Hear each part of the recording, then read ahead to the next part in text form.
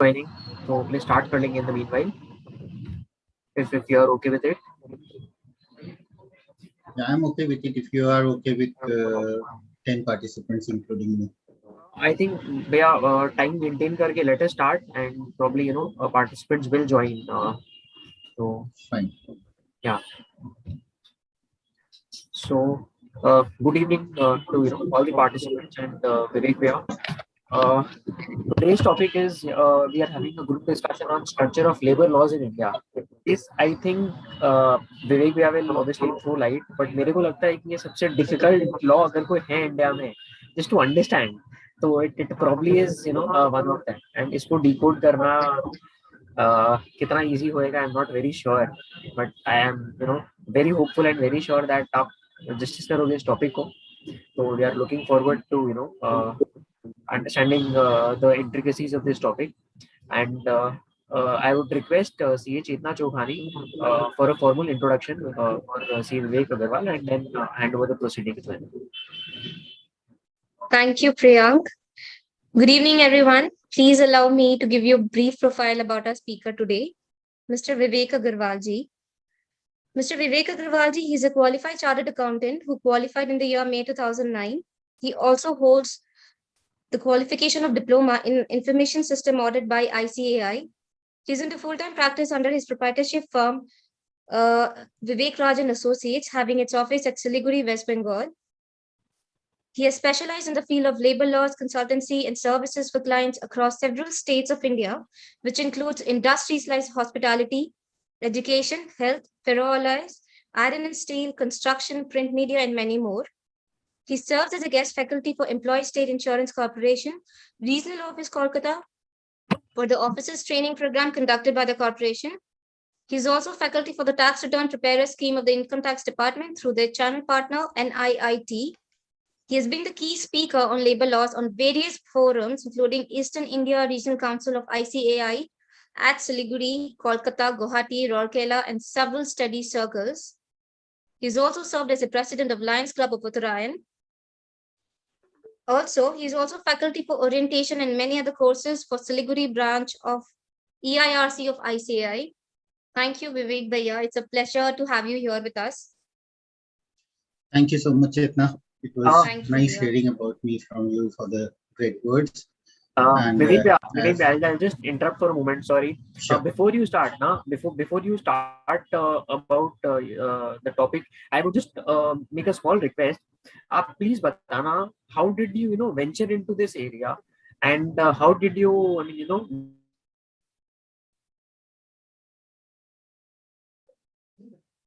your video has frozen.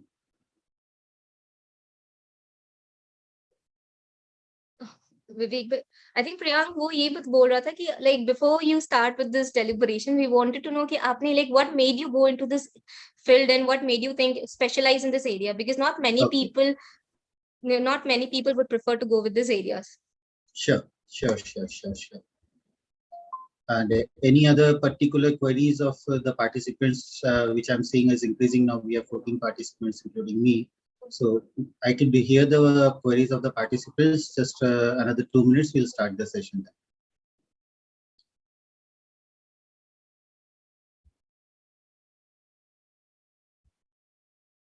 Requesting participants, if they have any query, kindly unmute themselves. विवेक जी, जैसे संदीप जी, अभी क्या private limited company जितनी भी है, इसमें इनकॉर्पोरेशन के टाइम में पीएफ कंपल्सरी कर दिया sir? Yes, I'll cover that. I'll cover your query during my session. Okay, sir.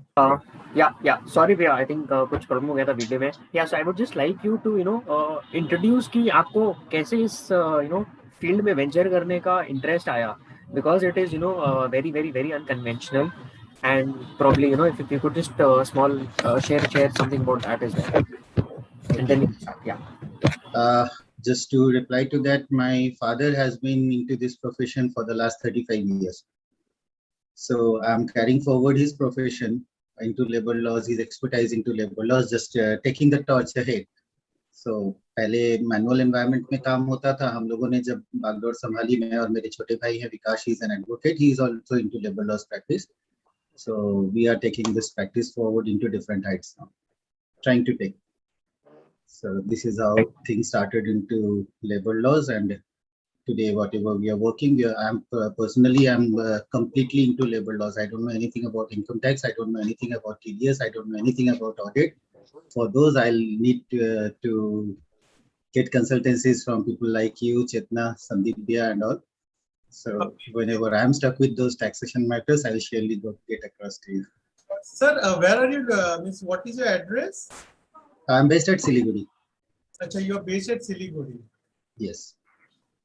Otherwise, I would like to do one-to-one. Online ये करूँगा तो सर जरूर करूँगा, because ये वाला part जो है ये बहुत labor laws is very important part जो बहुत rare people are practicing जो Yes. So हम लोग को always आपकी service लगेगी sir. Sure. Anytime. I'm always there, just a call away. Professionals के लिए सबसे ज्यादा नेग्लेक्टेड एरिया अगर कोई है तो यही है, मतलब Definitely, sir. I think there Definitely. is a blockage in the professionals' mind regarding labor laws. आज जैसे आपने सेशन शुरू किया तब आपने इंट्रोडक्शन में यही बोला कि this is one of the feared sectors, but I don't find anything that it is feared. आज मेरे लिए ये हो सकता है, if I venture out into income tax and audit, that I'll be fearful of that also.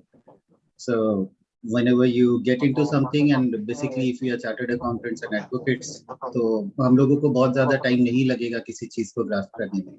It's just a matter of time that you start practice and you get an expertise on it. So if I can be sharing my screen.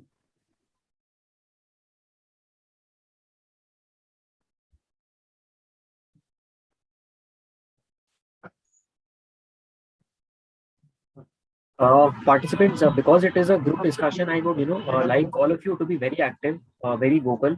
कोई भी question है, कोई भी doubt है, please ask. If you have any inputs, any suggestions, anything that you want to supplement, please do that as well. Yeah, thank you. You can continue, Bia. Thank you so much.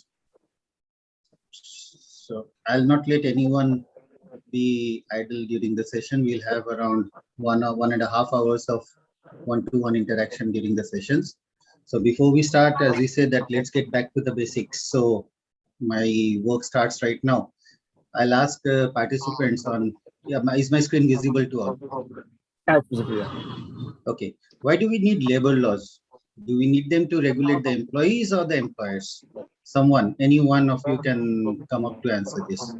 Sir, to regulate employers, I think. Excellent, Sandeep ji. Now, please tell us, why do you say so? Why do we need labor laws to regulate employers? पहले employees को भी hire करे और उनको employment भी दे और फिर laws को follow करे ताकि वो हमको regulate करे.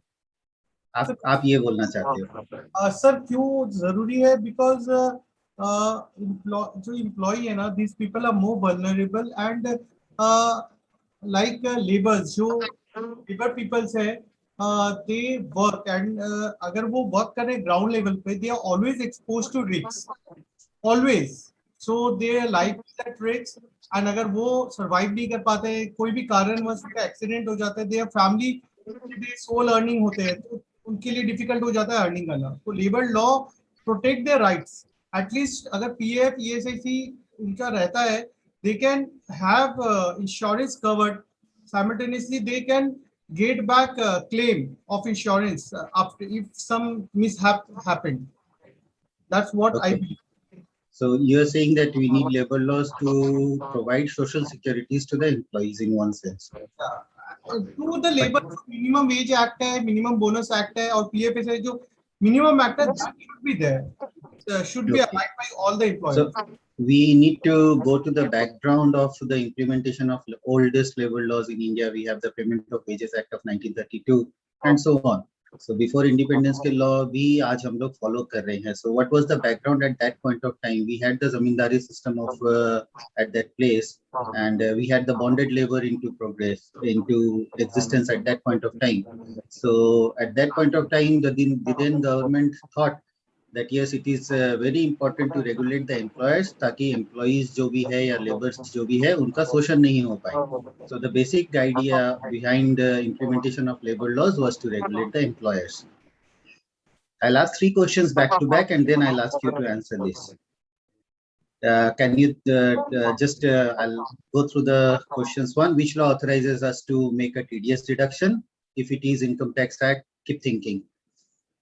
Which law authorizes us to make a EPF deduction? Do you think that it is the EPF and Miscellaneous Provisions Act? Keep thinking.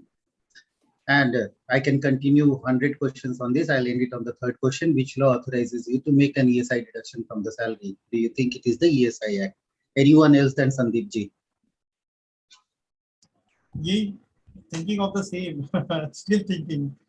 You're still thinking. Anyone else? We have Saurav ji, Saurav Sethia ji, muted and video off. Guys, it will be really nice, if we can interact. The session will be really interesting. Doesn't matter if you give the correct answer. Yeah, doesn't matter the if you wrong don't know, answer, but yeah. just let us make the session interesting. Chetna ji, why don't you answer this for me? Yeah, TDS deduction is actually in like to this day, I was in the notion ki it's governed by income tax. It's there in the Income Tax Act, and that is why we are supposed to deduct Is it. there anything in the Income Tax Act which authorizes you to make the deduction? It just guides you. It gives you the rules to how much to deduct, when to deduct, at what point of to deduct. But does it authorize an employer to make a TDS deduction from salary?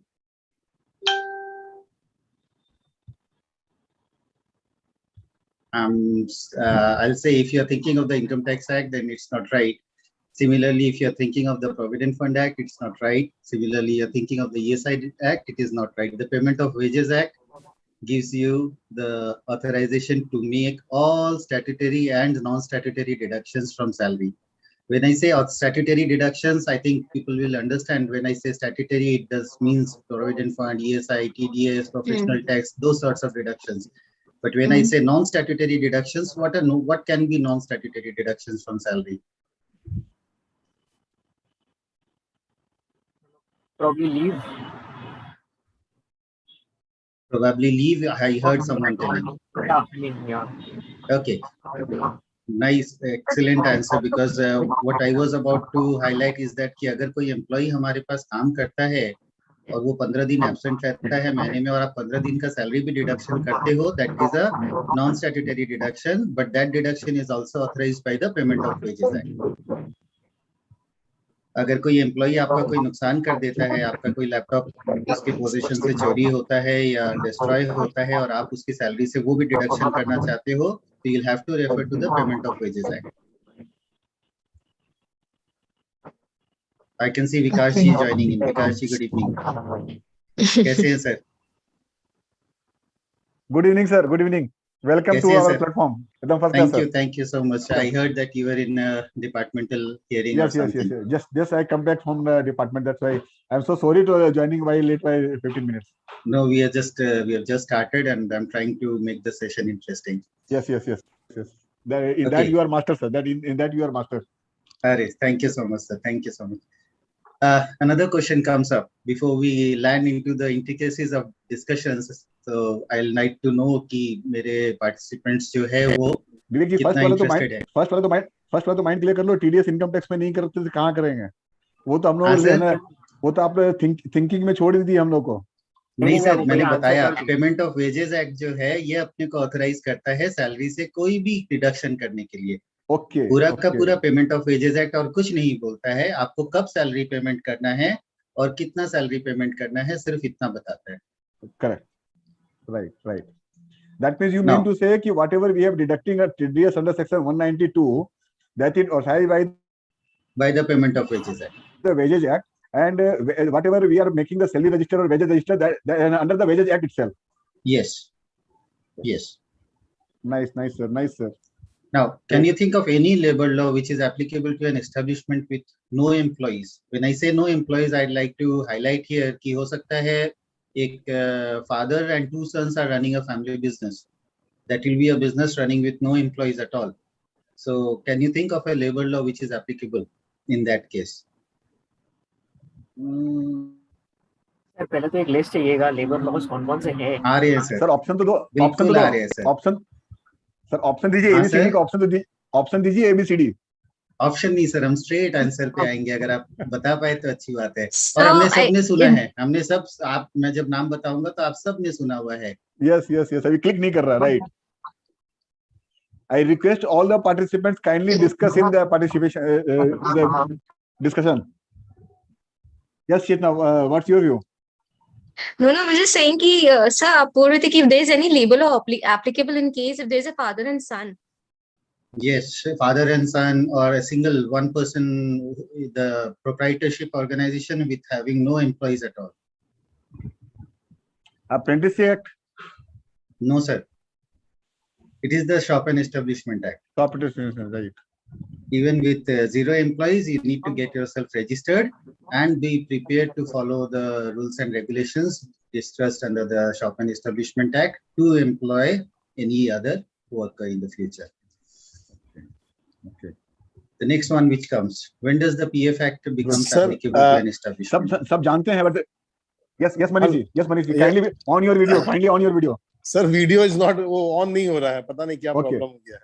वो sir आपका problem रहता है, बोलिए आगे बोलिए। Sir वो एक sir issue जैसे आपने बताया कि this deduction of TDS and everything is authorised by the payment of wages act. Yes sir. So sir, do you mean to say that payment of wages act is applicable to all types of entities? Yes, sir. Whether it is registered or not registered? Absolutely. There is no registration required under the Payment of Wages Act. As and when you employ one worker also, at that point of time, the act itself becomes applicable. Like in case of a private limited, company where there are only 2 directors. Yes. They don't have any employees. Yes. But they have to, still in that case also this Payment of Wages Act will be applicable. See, Payment of Wages Act will be applicable only when you employ a particular worker. So when there are 2 directors, then how can we say that you have not yet started paying wages?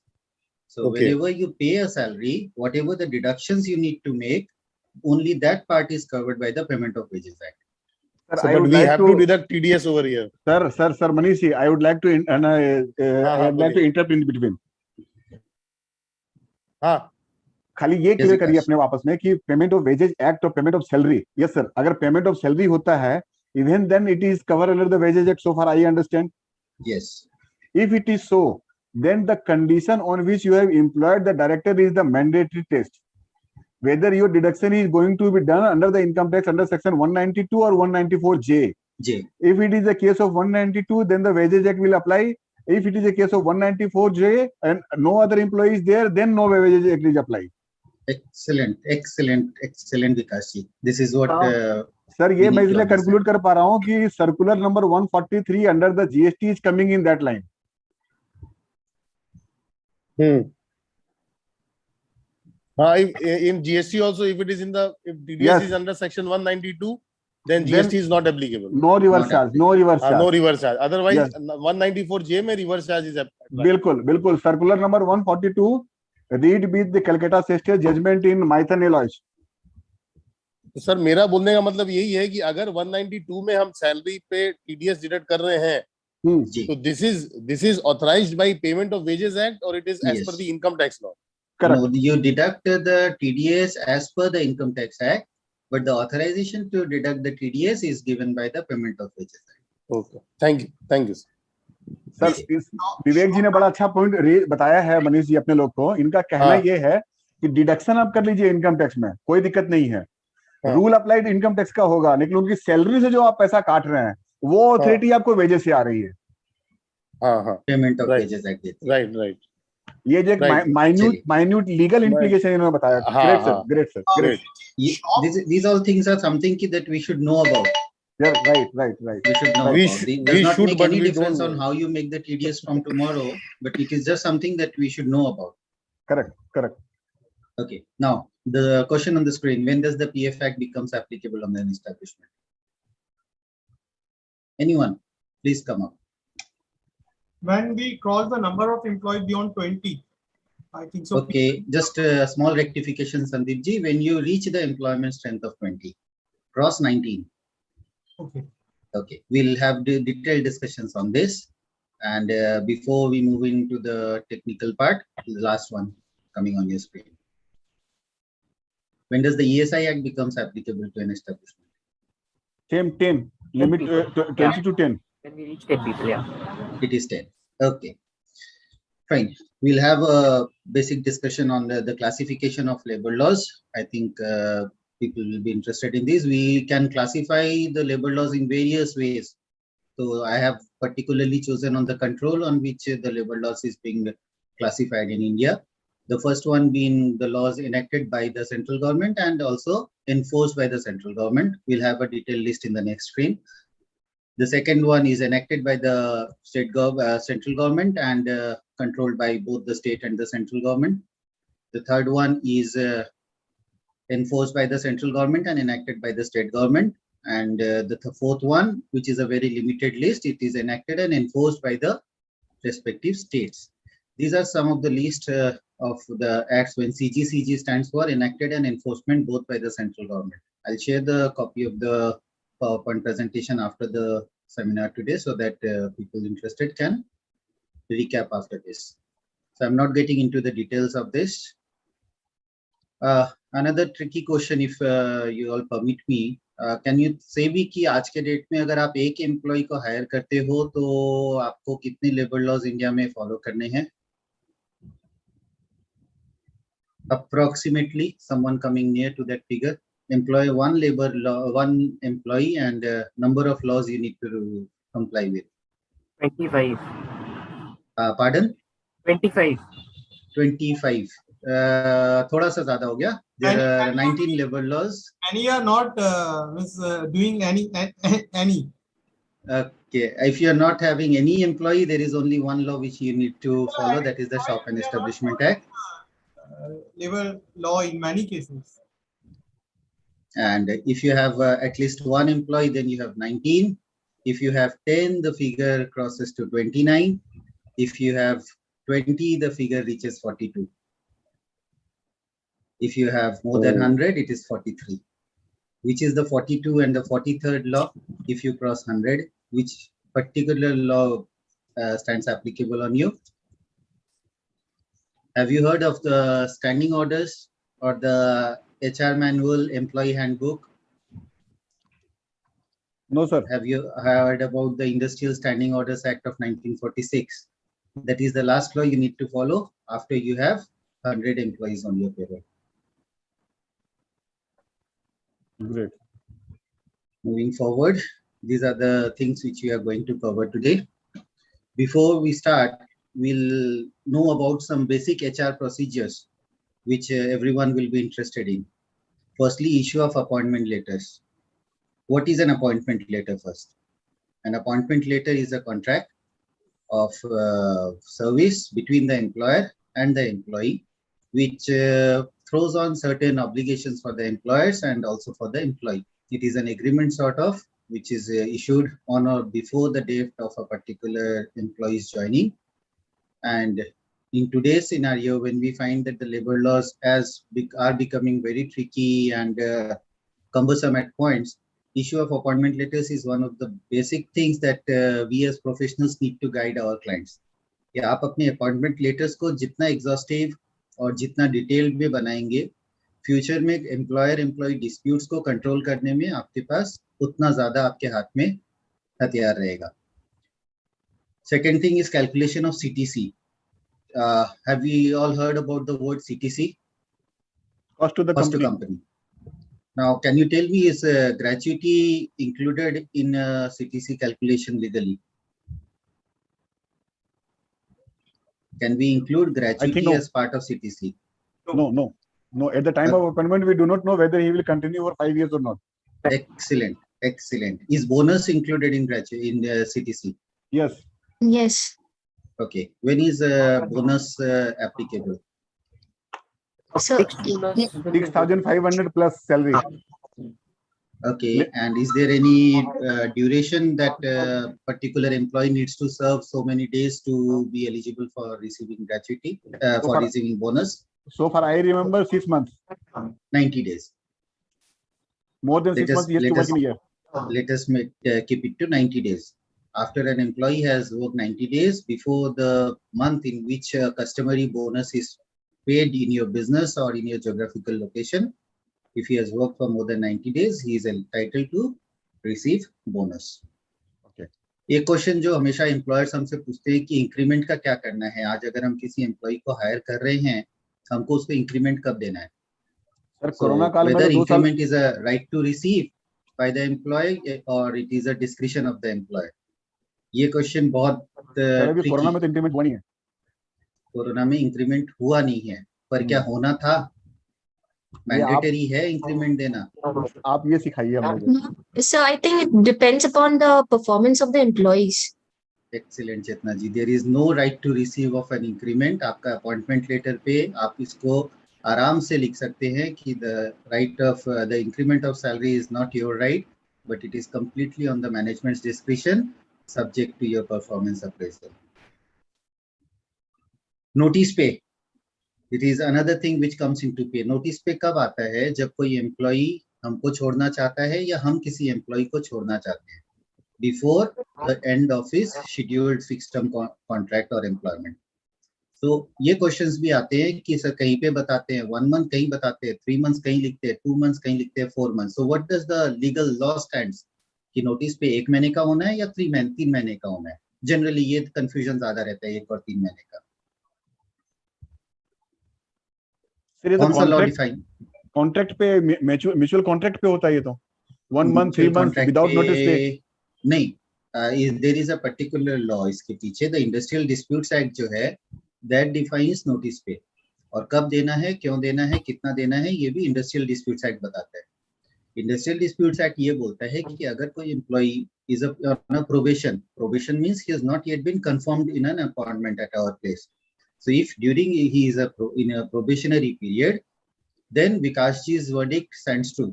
Vikas ji has said कि it depends upon the mutual agreement between the employer and employee. आप 1 महीने, 2 महीने, 3 महीने, 6 महीने, कितने का भी notice पे ड्यूरिंग प्रोबेशन पीरियड रख सकते हैं। जनरली 1 महीने या 2 महीने का रखते हैं एम्प्लॉयर्स। लेकिन जब प्रोबेशन पीरियड खत्म हो जाता है और आप उसको एक्सटेंडेड प्रोबेशन पीरियड में आ जाते हो या फिर कंफर्मेशन पीरियड में आ जाते हो, at that point of time it is obligatory for both the employee and the employer to serve at least 3 months notice pay. The second question इससे रिलेटेड जो हमारे दिमाग में आएगा कि अगर एम्प्लॉय बिना बोले छोड़ के चला जाता है तो हम उससे नोटिस पे कैसे रिकवर करें? Practically impossible, but several companies have legal setups जो एम्प्लॉयज को नोटिसेस इशू करते हैं कि आप अचानक से हमारे यहाँ से छोड़ के चले गए हो, ये आपकी लास्ट सैलरी थी, इसके हिसाब से 3 months का notice pay is receivable by the company and they cast legal pressure tactics on the employee. कुछ केसेस में रिकवरी हो जाते हैं, कुछ केसेस में नहीं हो पाते। जी विकास। विवेक जी, 2 पॉइंट मेरे पॉइंट पे माइंड में आ रहा है।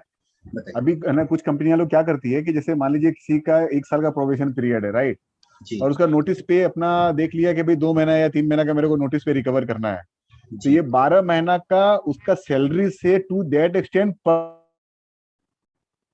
per month उसे डिडक्शन करता है, that amount is remain as a deposit and that will be handed over after completion of 1 year, 2 years, 3 years as per the contract, and this amount will be compensated against the notice pay if they left out before the 1 year completion.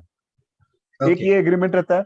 Second, एक चीज मेरे को थोड़ा सा confusion लगता है कि sir ये नोटिस पे जब अगर है अपना, तो आज मान लीजिए कोई स्टाफ को अगर हम रखे हैं तो क्या उसको मैं बाउंड कर सकता हूँ कि 3 महीना तक आपको रहना ही पड़ेगा तब आपको जाने देंगे? Is it not something like a slavery? Okay, so I'll come to your questions one by one. This is 2 questions that comes into mind. Okay, I'll answer your second question first कि आप किसी भी employ को या employ को जो है आप बाउंड नहीं कर सकते कि उसको एटलीस्ट 3 months सर्व करना पड़ेगा। जनरली क्या होता है कि कुछ एम्प्लॉयज का हम लोग, कुछ कंपनीज का हम लोगों ने देखा है कि वो एम्प्लॉय को आज हायर करेंगे, उसको 6 महीने का एक ट्रेनिंग देंगे, training cost might be borne by the employer और एम्प्लॉय और both, And after that, the company gives an appointment letter to their employee that since the training cost has been borne by us, you are subjected to serve us for a minimum period of 36 months or 24 months. Sir, completely illegal. आप नहीं कर सकते हो. Bonded labor आज के date में India में नहीं. There is no such law कि जो आप उसमें किसी भी एम्प्लॉय को बाउंड कर सकते हो फॉर अ मतलब फिक्स्ड टर्म के लिए कि उसको आपके यहाँ काम करना ही पड़ेगा, नहीं करेंगे तो कुछ डिडक्शन होगा. Coming to your first question now, आपने ये पूछा हमको कि नोटिस पे को आप उसमें से डिडक्शंस करते हो एवरी मंथ. सर डिडक्शंस हम कैसे कर सकते हैं? कौन सा लॉ हमको बोलता है कि हम डिडक्शंस कर पाएंगे? अब हमको सबको पता है कोई भी डिडक्शन अगर हमको करना है तो यही मेरे को yes anyone can participate. Payment of Wages Act, sir. Excellent, Chetna ji. That you still remember that Payment of Wages Act authorizes us to make any sort of statutory or non-statutory deductions. The present question जो विकास जी ने raise किया है, that is a non-statutory deductions of a security deposit kind of thing. कि आपकी 10,000 रुपए salary है, वहां से एवरी मंथ 5% करके काट के रखेंगे, 3 साल कंप्लीट होगा तो आपको उसको विद इंटरेस्ट या विदाउट इंटरेस्ट रिफंड करेंगे. सर आप कलकत्ता बेस्ड है, कलकत्ता में ही एक केस हुआ है इसका लास्ट 4 इयर्स पहले, जिसमें पेमेंट ऑफ वेजेस एक्ट को पुल किया गया था और 1 करोड़ रुपए की का पेनल्टी एम्प्लॉयर को लेवी किया गया था for violation of the payment of wages act, because any sort of security deduction is not authorized by the Payment of Wages Act. You are not authorized to make any security deductions. However, Calcutta high court का judgement है क्या? 1999 का एक high court का judgement है क्या? Calcutta high court का judgement है? ये ट्राइब्यूनल का जजमेंट है, लेबर ट्राइब्यूनल का जजमेंट है. सर रेफरेंस क्या है? रेफरेंस क्या है? हाँ विकास जी आपकी आवाज क्लियर नहीं आ रही थी. हेलो वो पूछ रहे हैं रेफरेंस क्या है? Reference citation I think. मैं आपको केस साइटेशन भेज दूंगा. At present, it is very difficult for me to get the case citation. Like, okay, no issue. I'll share the case citation. Yes. Just a small question. There is another reason I don't want to share it in a platform because it, मतलब हमारे professional उसी में है. If I share the name, then everyone will be knowing that name. No issue, sir. Please. Okay.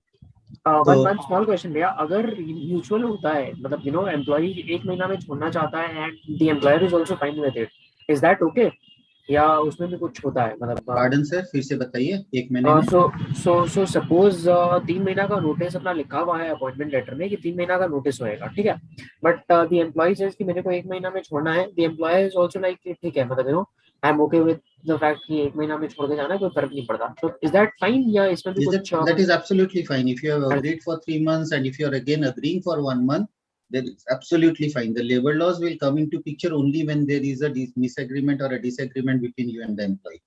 Okay. जब तक आप खुश है और एम्प्लॉय खुश है तब तक कोई दिक्कत नहीं है. वो तो जनरल लॉ भी है प्रियंक. डिस्प्यूट तभी होगा जब 2 पार्टी डिस्प्यूट करे, 2 में से कोई एक करे. रेस करे. वो तो है ही. Coming to the next one. Yes. Does an employee, ये एक मिथ फिर रहता है हमारे पास कि EPF और ESI अगर किसी एम्प्लॉय को हम लोग एनरोल कर देते तो वो परमानेंट हो जाता है. Do we agree with this? एक एम्प्लॉय परमानेंट कब होता है संदीप जी? प्रोबेशन पीरियड खत्म होने के बाद. प्रोबेशनरी पीरियड खत्म होने के बाद अगर अपॉइंटमेंट में लिखा हुआ है कि you will be continuing on probation unless and until a letter of confirmation is given to you in writing, in that case क्या होगा sir? Once again. If you have mentioned in the appointment letter that you will continue to be on probation until and unless your services, your employment is confirmed in writing, what happens in that case? We have to wait for till the confirmation. Can it continue for 50 years? We have to see the limit under the Probationary Act. There is no limit, sir. It can continue for 50 years. Then it can continue. Just Yes, one, I have a small question, Maya. Yes. Sir अगर EPF में एक employ को register कर दिए और फिर वो एक कंपनी छोड़ के वो दूसरी कंपनी में गए और उनका सैलरी जो है वो एक्सीड हो गया जो लिमिट से ज्यादा है, अगर 15,000 से एक्सीड हो गया तो मैंडेटरी कि उनका परमानेंट EPF? मैम आप 15 मिनट, आप 15 मिनट्स मेरे साथ रहिए. जो क्वेश्चन आपने रेज किया है इसके ऊपर पूरा 15 मिनट्स का detail discussion. I request all the participants kindly raise the query only on the topic which is going on.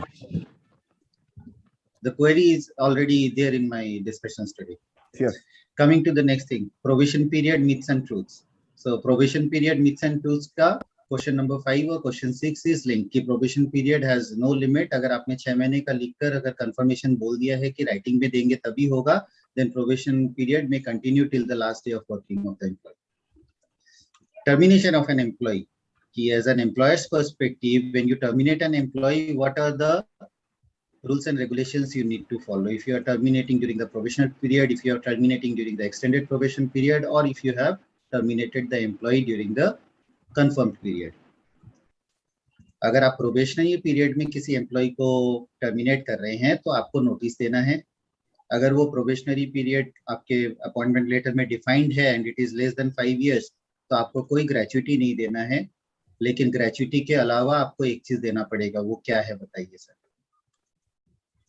Apart from notice pay and not gratuity, employee has served for less than 5 years, you are terminating the employee as an employer. What other thing you need to pay? So pending leave, if there is any paid leave. Okay, wages, leaves, okay, that is already there. Okay, what other statutory payment you need to pay? Have you heard of the term retrenchment compensation? Yes. Yes. Okay. Okay, what is the difference between retrenchment compensation and gratuity? Sir, retrenchment compensation is voluntary, I mean, retrenching from the employment by the company. Like आपको भाई appointment है लेकिन अभी भाई company की scheme चल रहा है कि भाई 200 आदमी में से 300 आदमी को मेरे को 200 आदमी में से 30 आदमी को हटाना है, तो रिट्रेंच कर दिया 30. जैसे कोरोना पीरियड में बहुत लोग हटाया है कंपनी में. तो वो क्या सिर्फ आप मास रिट्रेंच करते हैं तभी देना पड़ता है, या मैं आपके यहाँ काम कर रहा हूँ 2 साल से, आपने आज मुझे बोल दिया भाई कल से काम पे नहीं आना, दोनों आपने नोटिस पे हमको दिया, इसके अलावा आपको रिट्रेंचमेंट कंपेंसेशन देना है?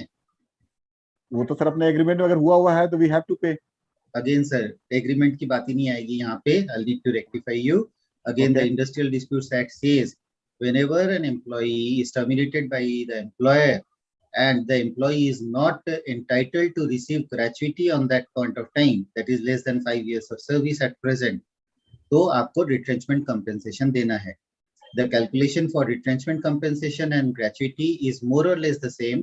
gratuity का calculation कोई बताएंगे मुझे? विकास जी आप बताएंगे. वो इनकम टैक्स में जो अपने अप्लाई करते हैं 26 डेज के साथ एकदम last basic salary yes into 15 into number of completed years of service divided by 26. correct. Compensation जब आप निकालोगे तो 26 को 30 से रिप्लेस करना. Okay. So it is more or less equal to the figure of gratuity. और आपको तभी देना है अगर कोई एम्प्लॉय ने 5 years से कम काम किया है, then it is statutorily to be paid. आपने जो अभी थोड़ी देर पहले बताया था मास रिट्रेंचमेंट में, that is a scheme of voluntary retirement, VRS scheme जो हम बोलते हैं. तो वो VRS स्कीम कंपनीज अलग से फ्लोट करती है, उसमें जो कंपेंसेशन है वो अलग से डिफाइन किया जाता है. वहां पे अगर एम्प्लॉइज ने 5 years से ज्यादा काम किया है तो ये डिवाइडेड बाय 30 का जो फिगर हमने कल फॉर्मूला बात किया ये काम नहीं करता. वो स्कीम कंपनी अपने हिसाब से फॉर्मुलेट कर सकती है, because that is not a mandatory thing which needs to be done. Okay sir, एक चीज मेरे को खाली आप नोटिस पे में क्लियर करिएगा ना जी. ये जो नोटिस पे जो पेमेंट होता है इसका नेचर ऑफ पेमेंट क्या है? Whether this is the contractual payment, employer employee share, or it is a actionable claim under any law of the labor law? It is part of salary. It is a part of salary. Yes. That means it cannot be termed as the actionable claim. No, it is 192B के अंदर ही आप salary में include करके ही for the purpose of TDS आएगा. बिल्कुल. चलिए, अपने GST का इसमें एक इशू आ रहा था, तो एक इसको अपना नोटिस पे को लेकर कोई ऐड है इंडस्ट्रियल लॉ में कुछ है सर? मैं आपसे इंडस्ट्रियल डिस्प्यूट्स एक्ट पूरा का पूरा लेबर लॉ है, मैं आपको रेलेवेंट सेक्शन स्टार्ट कर दूंगा. Okay, sir. Thank you, sir. Thank you. Sir, one question, please. Yes, Manish. Sir, this retrenchment compensation is to be paid only in case where the employment is terminated by the employer. Yes. But in case where the employment is terminated because of some mischief created by the employee. In that case, you are not required to even pay notice pay and retrenchment compensation. यहाँ तक कि gratuity भी forfeit हो जाती है, sir. Okay. Thank you. Shall we move ahead? So one question I have. Yes, please. In case the employee and the employer have a contract on CTC basis, Yes. and the CTC includes gratuity, Okay. and the employee leaves before 5 years. According to us, I think what I have understood so far is, even then the gratuity needs to be paid, although it will be taxable. So first thing, if you have included gratuity in the That's the CTC cost of calculation, you have done a crime. Pardon? If you have included gratuity in your CTC calculation, Ji. you have committed a crime. Okay. Because gratuity can never be included in the CTC calculation, because at the time of appointment, you don't know whether the employee is going to serve you for 5 years or more. So neither gratuity nor retrenchment compensation nor notice pay, whatever the terminal benefits arise to the employee, none of the terminal benefits can be included in the CTC calculation. Because at the time of audit, I came across one of the employer who had included the gratuity as part of the CTC, saying that your gratuity would be this much, and they had not only gratuity, they had also said your contribution to superannuation and gratuity is this much. So we are including it in the CTC. This is not possible. How will you quantify the amount of gratuity when you are appointing an employee? It needs to be seen, because I cannot find any reasonable calculation. It is not possible. Humanly, it is not possible. Yes. What they had done. I'll just digress a bit. What Yes. they had done was, based on, say my CTC is say 10 lakh rupees, and they say ki you will be 12 lakh rupees, so it's 1 lakh rupees per month. For simplicity's sake, they said this is inclusive of your gratuity. Now they said for this much you will be what it will be we will be taking into consideration. So for the second year it will increase again, although the working is given only for the first year when he joins as a confirmed employee. Now this is what, while doing the audit, I found it very vague. If a person leaves before 5 years, is he entitled for gratuity or not? Now the employee is saying, since it was a part of my cost to company, you please give me this gratuity. Absolutely, the employee is fully empowered to receive that amount as gratuity, since you have calculated that. And it cannot be given as ex gratia in that case, right, sir? It can be given as ex gratia. It should not be termed as gratuity. So it will come as what? As a part of, it should be termed as part of compensation only? Yes. Or retained. The way that the employer can. The employer, I think we should term it as retained salary or whatever it is. Yeah, this is again we have to refer to the Payment of Wages Act, since आप जो CTC calculate कर रहे हो इस point पे, तो आपके take home salary से आप ग्रेचुइटी का जो एम्प्लॉयर कॉस्ट का पोर्शन है वो डिडक्ट कर ले रहे हो. Which is again not authorized by the payment. It is not authorized. You are absolutely correct, sir. I agree with you 100%. So if you have already done that crime and now you you wish to make good that thing, you'll have to refund that amount to the employee. Okay. Okay. Thank you very much. Moving forward to the Employees Provident Fund Act. So as we started discussion that every establishment where 20 or more persons are employed. Now we have highlighted the word persons. So there is a discussion which needs to be done here. When I say persons, we don't mean employees. So आप अगर 20 से ज़्यादा लोगों को अपने यहाँ employ कर रहे हैं for a CA firm, these persons will include the articleship trainings also. So if you have 18 articleships under your firm and only 3 paid employees, even then the act becomes applicable to your establishment as a CA firm, if we say. Sir, one question over here. So this number will be considered branch wise. I'll come to it. Just to answer you in brief, no branch wise. On a single PAN number, the number of branches or the number of profit and loss accounts you are making, it will be counted as per one. If you have a single PAN number for all the branches, that is, you're running a single firm in multiple locations, then the total strength of all the branches will be counted for 20 or more persons. Okay, thank you.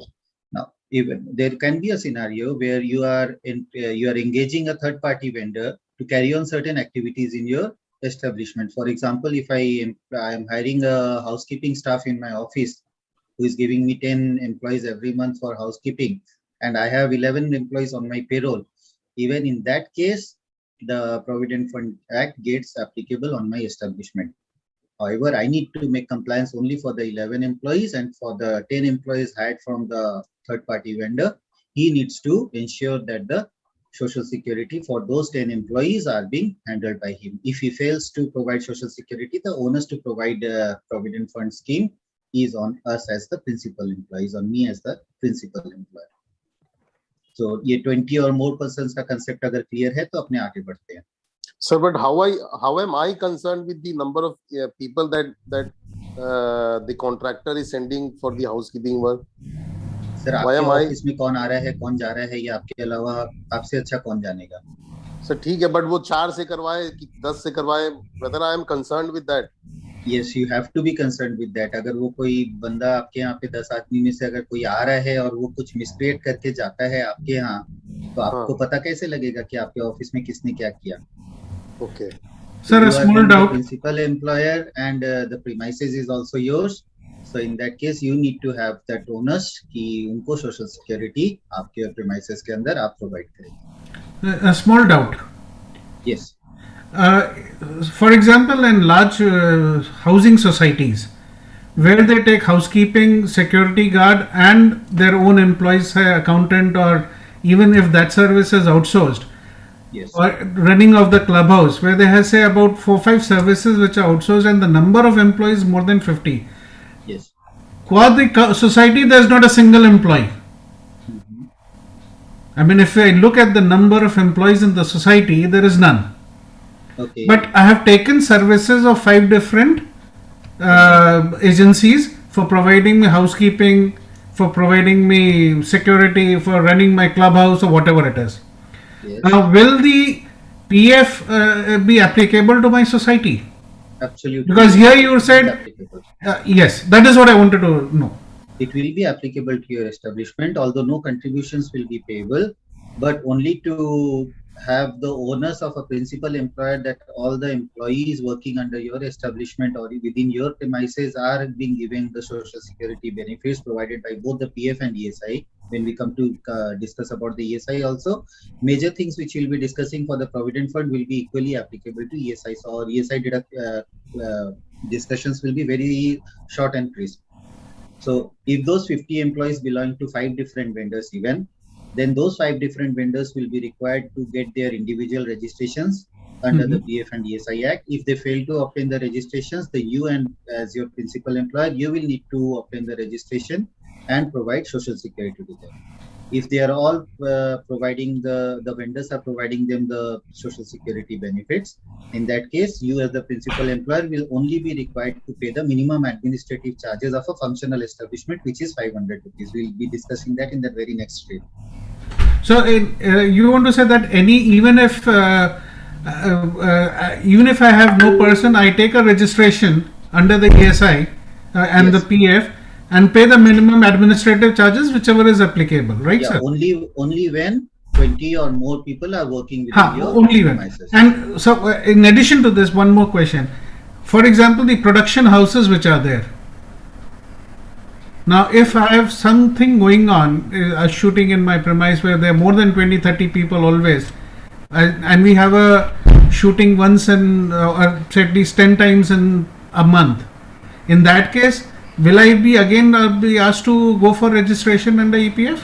Yes, any one day. If even on a one day you cross the employee strength of 20, then the registration is applicable on you, and you need to carry on the registrations for the whole of your employment life, for a whole of your business life. Even after that, if you cease to have any employees, you have only one employee, the act continues to be applicable on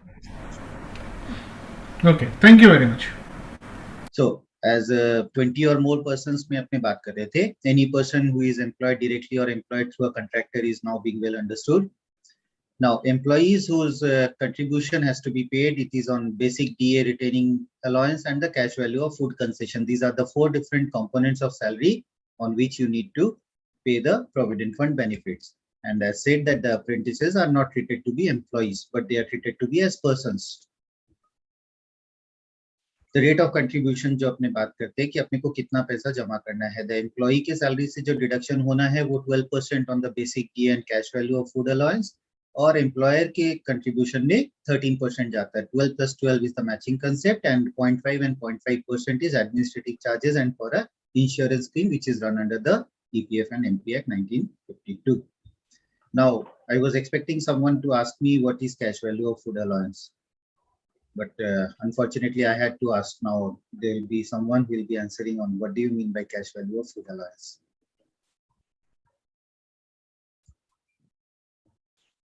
Have you heard about this term before? Anyone? Food allowances मिलता है, उसका cash value क्यों determine करना, ये नहीं समझ में आया, क्योंकि हम लोग तो पीएफ जब काटते हैं तो उसको बस खाना खिला रहे हैं। लेकिन फूड अलाउंसेस का उसका जो मतलब कंपनियों को जो सिस्टम होते हैं, या तो वो हमें कूपन देता है कि भाई कूपन में आप 5 रुपए में कूपन खरीद लीजिए, लंच हमारे यहाँ आपको मिलेगा, चाहे या 30 रुपए का लंच हो। हाँ, या वो चाहे 30 का आपका लंच हो, सेंटर बोलता है कि आपका 30 रुपया पर प्लेट का कॉस्ट है, लेकिन आप 5 रुपए का कूपन दे रहे हो। एग्जैक्टली, या आपको 10 रुपए में कूपन इस तरह से लाइक दैट उस तरह से मिलता है, और उसको हम लोग ईएसआई पीएफ के लिए तो कभी हमको जोड़ते हुए हमको लगे नहीं। सर, पीएफ और ईएसआई का इम्प्लीकेशन ही आपने जो केस हाईलाइट किया उस केसेस में आते हैं। जैसे हम नॉर्थ बंगाल में हैं, हमारे यहाँ पे चाय बागान बहुत है, तो the plantation act makes it mandatory for the employer to give subsidised ration to all the garden workers. तो गार्डन वर्कर्स को सब्सिडाइज्ड रेशन जब दिया जाता है तो उनका हर एक उनके नंबर ऑफ फैमिली मेंबर्स जो है किसी भी गार्डन वर्कर के घर पे, उसके हिसाब से उनका एक रेशन का कोटा डिटरमाइन किया जाता है। अगर आज चावल हम बाजार से 30 रुपए में खरीद रहे हैं तो उनको 3 रुपए में चावल मिलता है बागान से। तो जो 3 रुपए में मिलता है, लेकिन आप उसका कॉस्ट, अगर एम्प्लॉयर का कॉस्ट 30 रुपए है, तो जो आप रिकवरी कर रहे हो और जो आप दे रहे हो उसका डिफरेंस का जो कॉस्ट है वो सीवीएफए हो गया, आपका cash value of food allowance, जो आप एडिशनली पे कर रहे हो, जो आपके फूड कूपन वाले केस पे भी अप्लाई करता है कि जो आपका कॉस्ट सेंटर एस्टेब्लिश किया हुआ है वहाँ पे पर प्लेट कॉस्ट जो भी आता है और आप जो रिकवर कर लेते हो, उसके अलावा जो कॉस्ट आप उसको दे रहे हो, जिस कॉस्ट में फूड दे रहे हो, वो कॉस्ट आपके cash value of food allowance में आएगा। आई थिंक सर यहाँ पे मैक्सिमम लोगों का डिफॉल्टर होगा, इसमें मैक्सिमम लोगों का डिफॉल्टर भी होगा। और जब से ये इम्प्लीकेशंस आने लगे हैं, हम लोग देख रहे हैं कि लास्ट 7-8 साल से department is eyeing into this, क्योंकि वो कैंटीन वाला कॉन्सेप्ट आजकल कॉल सेंटर्स वगैरह में बहुत ज्यादा चलने लग गया। इसलिए हम एम्प्लॉयर्स को ये बोलते हैं कि आपका जो फूड अलाउंस का कॉस्ट है आप सैलरी का पार्ट करके पेमेंट करिए। Just a guidance to for you to guide to your clients also कि include this food allowance in as part of your salary, don't keep anything and let the canteen be a paid canteen for all of the employees, let them pay and have their lunch.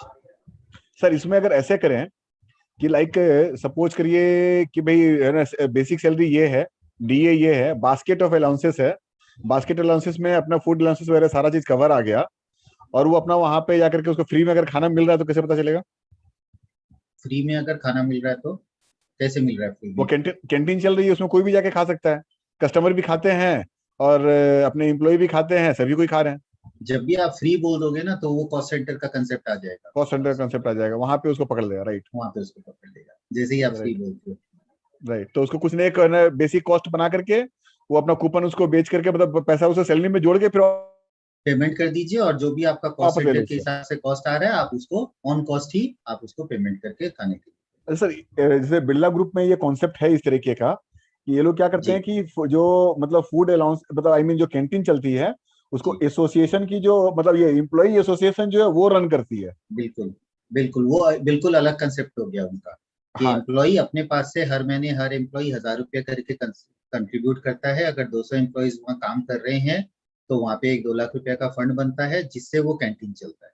Correct. This is a completely different concept. Yes, that is done, that is not part of the salary. और shortfall हुआ तो further contribution हो गया, और अगर yes जो accumulated हो गया वो कैरी फॉरवर्ड हो जाता है। बिल्कुल, क्योंकि उसमें एम्प्लॉयर का कोई रोल नहीं रहता। Correct, because employer is not involved in it. Correct, thank you sir.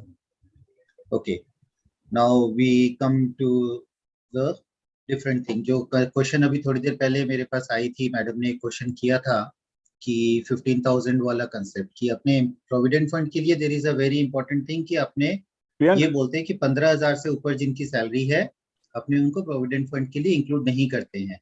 So this screen will give you the calculation कि आपको 15,000 से ऊपर के एम्प्लॉइज को कब प्रोविडेंट फंड के लिए काउंट करना है और कब नहीं करना। So we start from point number A, जो point starting दिख रहा है आपको स्क्रीन पे A पे। Say for the sake of discussion, the date of joining of a particular employee is 1st July 2021 and he is drawing a salary of 20,000 rupees per month. जब भी हम salary की बात कहीं पे भी करेंगे तो salary for the purpose of provident fund है।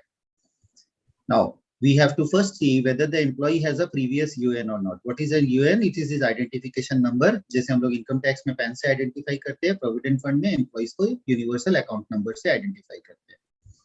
If he has a old UN, then whether we'll have to ask him whether he has withdrawn his previous employer के पास जो उसका प्रोविडेंट फंड का अकाउंट था उसने विड्रॉ कर लिया या नहीं किया. अगर उसने नहीं किया तो हम उसको प्रोविडेंट फंड एक्ट से बाहर नहीं रख सकते. एक एक्सक्लूडेड एम्प्लॉय होगा जो अगर अपने ज्वाइनिंग के टाइम पे उसकी सैलरी 15,000 से ऊपर होती है तो एम्प्लॉय के पास 3 ऑप्शंस होते हैं कि ही कैन इधर opt out of the PF scheme कि हमको प्रोविडेंट फंड स्कीम में नहीं आना है. He can give an employer N undertaking कि आप हमारी सैलरी से 15,000 रुपए तक का पीएफ डिडक्शन करो.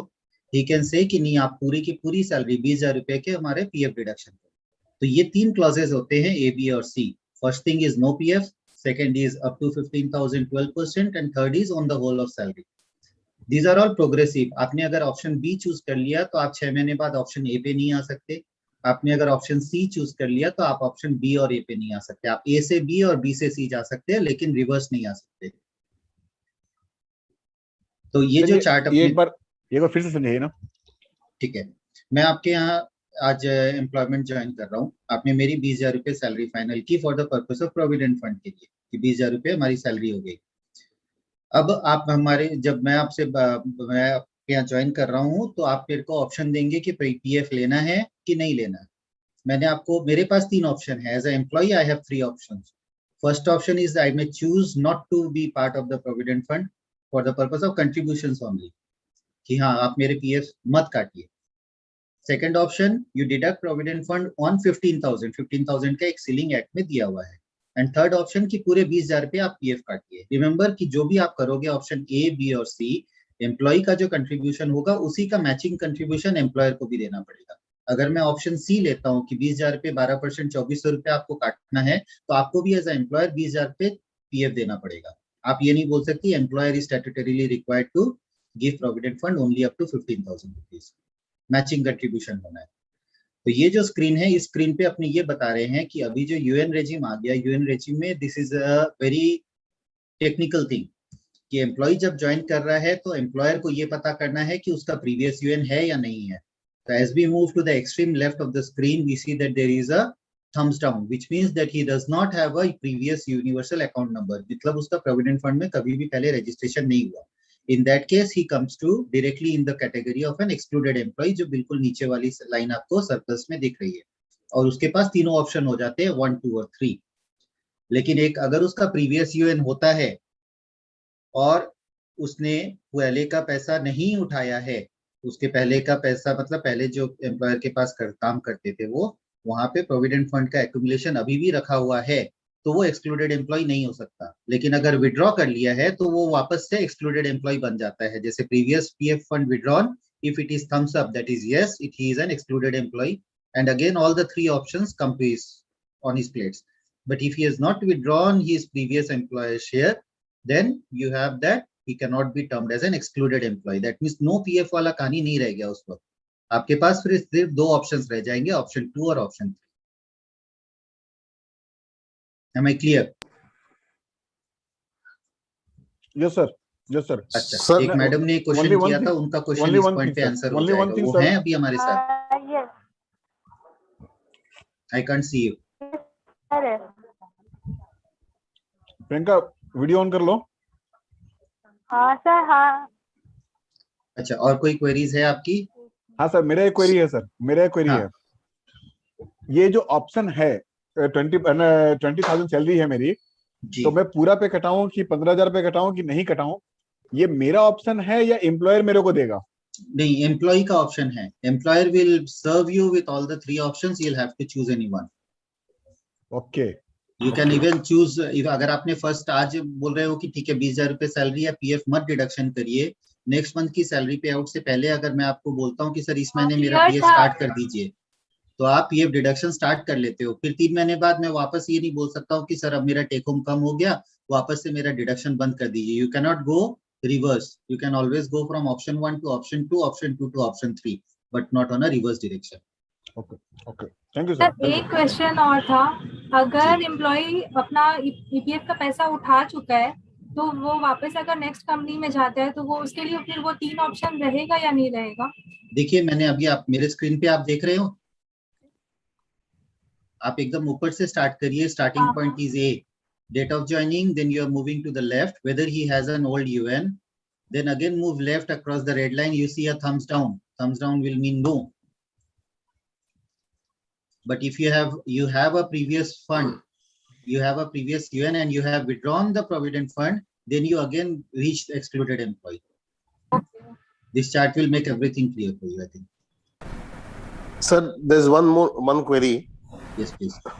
Yeah, you said that कि अगर वो 20,000 पे PF deduct करवाता है, then he cannot go back to 15,000 वाला में. But Absolutely. so this he cannot do for that year or he cannot do forever. Forever. Okay. Only one exclusion will be here. That next year अगर उसकी salary 24,000 रुपए हो जाती है तब आप क्या करेंगे, ये सोचने वाली बात होगी. Yes. उस पॉइंट पे भी वो 20,000 के ऊपर प्रोविडेंट फंड डिडक्ट करवा सकता है या फिर 24,000 पे करवा सकता है. बस इतना ऑप्शन रहेगा. रोल बैक 15,000 पे नहीं कर सकता. Okay, thank you. ठीक है, आपकी बेसिक सैलरी आपकी सैलरी शीट में 24 ही दिखेगी, लेकिन डिडक्शन 2400 दिखेगी अगर वो ये ऑप्शन लेता है. One question. In one of the cases where I was doing the audit, there was a inspector from Provident Fund office or whatever they call them. He came and he said, you know, you have to deduct up to 15,000 rupees even if the salary is more than 25,000 or whatever it is. Okay. So he says you cannot be excluded. You have to deduct minimum of up to the level if your salary is more than 15,000. Okay. So Can you he see my insisted screen, on sir? it and he fined the client. No, it is absolutely incorrect. Have you seen? Can you see my screen right now? Yes. At point number A, when my journey starts as an employee, the first thing which is written is always obtain form number 11. Can you see it? Yes. So this is the basic thing. If your employer has not taken the form number 11 from an employee who is joining an establishment, then that thing can be enforced by the Provident Fund Department. So form number 11 gives you everything, that whether he has a old UN, whether he has withdrawn the Provident Fund, and the 3 options which he wants to choose, that is mentioned in form number 11. Okay. Thank you very much. So there's one more question. Yes, please. Am I audible? Yes, you are. It would be good if I can see the participants too. Pooja ji, I think. Yes, please tell me.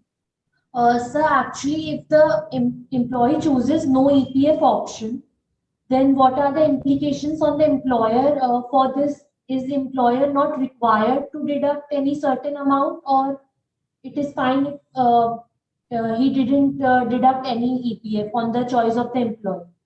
Yeah, only when your salary is more than 15,000 rupees and you don't have a previous UN, or in case you have a previous UN, you have withdrawn your previous accumulations and closed all your previous Provident Fund accounts. Only in that case, you can exercise the option number 1, which is no EPF. No EPF is no deduction, and in case there is no deduction, there is no matching contribution by the employer also. So there is no compliance which needs to be done for that particular employee. Only the thing is that you need to keep the form number 11 with you. Okay, thank you, sir. Shall we move ahead? Vegi, if you obtain form number 11, in that case, we can again opt for option 1. Pardon? If we obtain form number 11 from the previous employer, employee, no, form number 11 will be given by the employee you are hiring. Okay, it will be given by the employee. Yes. Okay. It is an employee's deduction declaration which runs on the basis of the flowchart which I have shared on the screen. It will first ask the employee whether you have the previous UN. If he says no, then he is an excluded employee. If he says yes, then he'll have to fill the drop down which says that have you withdrawn the Provident Fund balance from your previous employer, or it is still there in your account. So this will go as if this is the complete pro forma of the form 11. Okay. Thank you. Now, the new Provident Fund unified portal, the ECR regime, which has come into place for the last few years, has made the return filing very simple. It is just a CSV file which needs to be uploaded on the PF portal, and your returns is being filed. We call it the new ECR regime. ECR stands for Electronic Challan Cum Return. पहले क्या होता था, आपको पहले चालान contribution में bank में जमा करना पड़ता था, और उसके बाद एम्प्लॉई वाइज एवरी मंथ का एक रिटर्न फाइल होता था, and there was an annual return during the manual regime. But as the ECR regime has come, there is one monthly return after filing, on which the system auto calculates your provident fund dues and gives you a challan for payment. You need to make the payment by internet banking, and your compliance is over. There is no more annual returns, as you can see on the screen. You have an option to file multiple ECRs apart from the PMGKY scheme and the ABRY scheme. The PMGKY scheme is no more existing. It was an old scheme for which benefits are running on. The ABRY scheme has been implemented from 1st October 2020, which we'll be discussing in just a couple of screens later. The registration of employees is being very simple now. कि कोई employee अगर आपके पास आके बोल देता है, जैसे form 11 पे अपने बात कर रहे थे, if an employee says lie to you that no, I do not have a previous UN, and you register the employee on the portal, the first thing you need to do is seed his Aadhaar number. तो जब आप आधार number अपने portal पे employ registration के लिए डालोगे ना, उस आधार के साथ जितने उसके प्रोविडेंट फंड अकाउंट प्रीवियस से रिलेटेड है, वो सिस्टम अपने आप शो कर देगा. तो फॉर्म 11 में पहले तो ये हो जाता था कि फॉर्म 11 कुछ भी लेके रख लीजिए और प्रोविडेंट फंड से एक्सक्लूड कर दीजिए अगर 15,000 से ज्यादा सैलरी है. लेकिन आज यूएन ECR रेजिम में या यूएन रेजिम में it is not possible, because जैसे ही आप आधार सीड करोगे, उसका प्रीवियस सर्विस डिटेल आपके स्क्रीन पे एज अ एम्प्लॉयर पोर्टल पे आके खुद आपको दिखा देगा. तो you can always cross question the employee कि इस अकाउंट का पैसा आपने उठाया है या नहीं उठाया है. द एग्जिट रिटर्न का जो कंसेप्ट है कि पहले बहुत डिफिकल्टी होती थी, अभी एग्जिट रिटर्न एम्प्लॉय अपने खुद के पोर्टल से भी फाइल कर सकता है. The liaising with the department has reduced because employees are getting periodical SMS. They have their own portal through their UN login, and they are able to download their passbooks and updated monthly statements for this. The e-inspection policy has come into place. तो अब जो भी inspection आपके यहाँ होनी है, आपके पास आपके registered email ID और mobile number पे at least 7 days before एक intimation आ जाएगा इंस्पेक्टर के नाम और मोबाइल के साथ कि वो इस डेट में आपके पास विजिट करेगा. So you need to be prepared with all the documents. जिस पीरियड पे का भी आपका लास्ट इंस्पेक्शन हो रखा है, उसके बाद के डॉक्यूमेंट्स आपको उसको प्रोड्यूस करने पड़ेंगे. So these are certain things which is now simplified in the ECR. कुछ और चीज जो अपने को अभी इसमें न्यू रेजिम में as a employer we need to understand is that पहले ये डिफिकल्टी होती थी कि कंस्ट्रक्शन वर्कर्स में ये इशू हो जाता था कि construction workers because they are very migratory in nature, तो किस तरह से कंप्लायंस होगा, पैसा कैसे विड्रॉ होगा. But UN is now one member one UN. अगर वो मल्टीपल एम्प्लॉयर्स के पास भी सर्व कर रहा है तो उसका यूनिवर्सल अकाउंट नंबर सेम रहता है. तो वो 10 एम्प्लॉयर के पास भी जब काम करेगा एक के बाद एक, तो वो पूरा बैलेंस एक ही जगह एक्यूमुलेट होगा. अभी तक के डिस्कशंस में और कोई क्वेरीज आ रही है हमारे पास? सर मेरी एक क्वेरी है. जी विकास. एक बार मैं पीएफ रजिस्ट्रेशन ले लिया, उसके बाद मेरे staff number of staff count हो लेस देन 10 आ गए, लेस देन 12 आ गए, तो is there any provision for exit from the PF compliance?